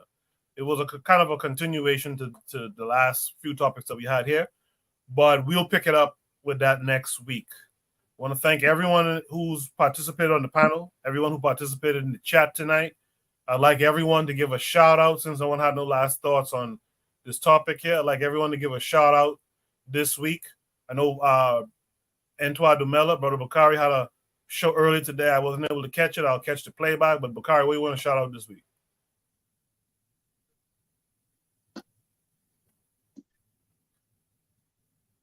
Maybe Bakari left. All right. Real Black Gentleman, what you want to shout out this week? I just want to shout out everyone. Thanks for listening to me, I guess. Thanks for having me on the program. What I want to shout out? What's really the thing on my mind? Let's see. I mean, I don't have anything particular. I just want to give thanks to everyone. I was able to speak with everyone, just talk about what was going on. Like, thank you. Peace, brother. You're an asset. You're an asset. Yes, sir. Yes, sir. Speaking of that, Anthony, you're an asset. What do you want to shout out this week? Anything positive, personal? Yeah. Go for it. My main thing was really, I was trying to, it was something that you had mentioned earlier, Coco. I was trying to Google up, get on YouTube the Revolutionary Masons channel. I couldn't get it, man. I couldn't get it. I mean, go ahead. I'll send it to you on IG. I'll send you the link on IG so that you could resubscribe. Yeah. Okay, all right, okay. I'm good. But do you want to shout anything out, Anthony? No, man, I want to shout out all of y'all. The KWAZ Radio family, Bitter Medicine, Shoot the Breeze, all of y'all, man. Appreciate that. Oni, you want to shout anything out this week? I thought I had to. I remember I saw something. I can't remember. Maybe it was like Niger. Oh yeah, they stopped the gold trades. Like somebody interfered with some gold. I think it was in Niger or something like that. Somebody was just bringing gold out and trying to sell it in Dubai. Didn't have any paperwork on it. They were just gold smuggling it. So the state stopped it. So shout out to them for because there's this image of these black men, supporting the table over them while these white men were, strategizing on the table. And the caption was, if black men just stand up, you know what I mean? Everything tips over. And it's like, yeah, we gotta start standing up. And I think another thing, I don't remember, I can't find it, but there was this one little cartoon that had this guy, Yahweh, acting like the big bad, walking around thinking his shit smelled nice. And then he saw like Zeus and Amon and Anubis and shit, and he was like, "Oh shit, watch out! Like they big guys," you know what I mean? So it's like, we gotta remember that this character Yahweh is just a deity, like just one of the gods of a particular, ancient tribe, the Hebrew tribe. It's not he's not the one God. He's just one of many fabrications that humans make.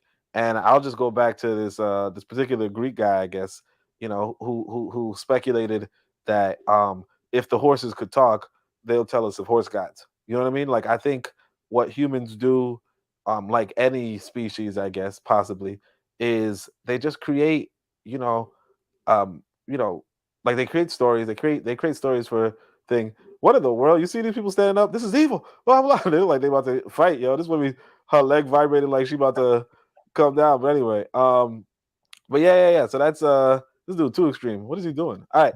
But anyway, that's it. Yeah. Oh, did you check out that thing I was telling you about, man? I put it on my watch later, but I didn't get to watch it yet. But yeah. Appreciate it though, man. So let's shout out Anthony for that. Last but not least, let's hear from Bonnie. Bonnie, want to shout anything out positive or personal this week? No, absolutely. Well, not really personal, but positive is Watermeyer. Shout out to Watermeyer. Watermeyer and his wife currently right now are doing a trip through the Caribbean. They started in South America and they are coming up straight up. And I think right now they're in Jamaica. Hopefully they'll go to the Bahamas as well. He did sit down and had a talk with some of the prime ministers. He spoke with the prime minister in Barbados, So he is exposing the African world, the continental African world, to a lot of people within the Caribbean itself and Black South America too. So I think that exposure is very good because usually you have a one-sided discussion, and the fact that he is being embraced a whole lot, throughout. He can't never say he wasn't embraced, and coming on this side of the world. And I know he has a lot of captive viewers on the continent itself. So they'll have an opportunity to see their own faces on the other side of the world. And in terms of how we interact with one another and even how we embrace him, they'll get a taste of that. So I'm glad that he is showing that on his YouTube channel. And I'm sure that many people are going to watch it and have a lot of takeaways from it. And hopefully it'll further our relationship with my brothers on the continent itself. So I'm saying shout out to him. So I'll just leave it there. Thank you for that. I was watching him in Jamaica the other day, and that was a good video too. I'll shout out D Webb from the Hashadi podcast. I learned late last night that he had an injury that has him sidelined. So speedy recovery to Webb. I don't know if he's listening or not, but speedy recovery to Webb. Hopefully we'll see you literally. Yes, Webb. Shout out to you, brother. Yeah. Hopefully you get well soon, brother. Yes. Absolutely. So that's the show for tonight. Make sure you guys tune into all the other shows on KWAZ Radio. Tune into the Matron. In fact, I'll post the Matron's link on my community tab too. Tune into Only in the Morning. Yeah, I want to say, Matron is doing Carlos Cook's book, so you guys better go check it out because nobody got Carlos Cook's content on the internet. So miss it. This is historic. Yes. So make sure tune into Oni as well. Tune into everyone who's still active. The forecast, of course. Cassandra. I haven't seen Cassandra do a live in a minute. But tune into her as well. Marcus Gavi is the way is out there. She says, good night. Catch you all earlier next week. Thank you. Hopefully some of you ladies will come on the panel. I don't see what's stopping y'all. It's definitely not me. Definitely not the rest of the guys on the panel. We'll be back next week. Yes, sir. Hey man, we had a great show the other night. I'm sorry. Go ahead. I'm sorry. No, go ahead. I was tuned into that show with on Forecast, right? Oh yeah, man. We had a great show, man. I learned a lot. Yeah, I was tuned in. You guys should definitely check out Forecast. Forecast is real active, real good topics. So you guys go and check him out too. All right. I'll see you guys next week. You guys be good. Until next time. Peace. Peace out, everybody. Udo Nine Go.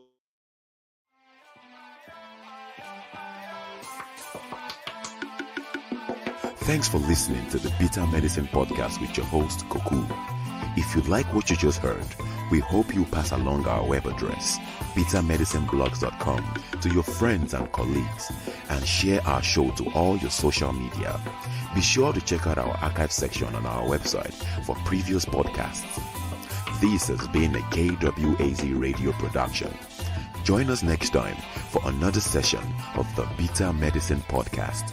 Follow us on Facebook at Bitter Medicine Show, Twitter, Bitter Meds, Tumblr, Bitter Meds, Instagram, Bitter Medicine.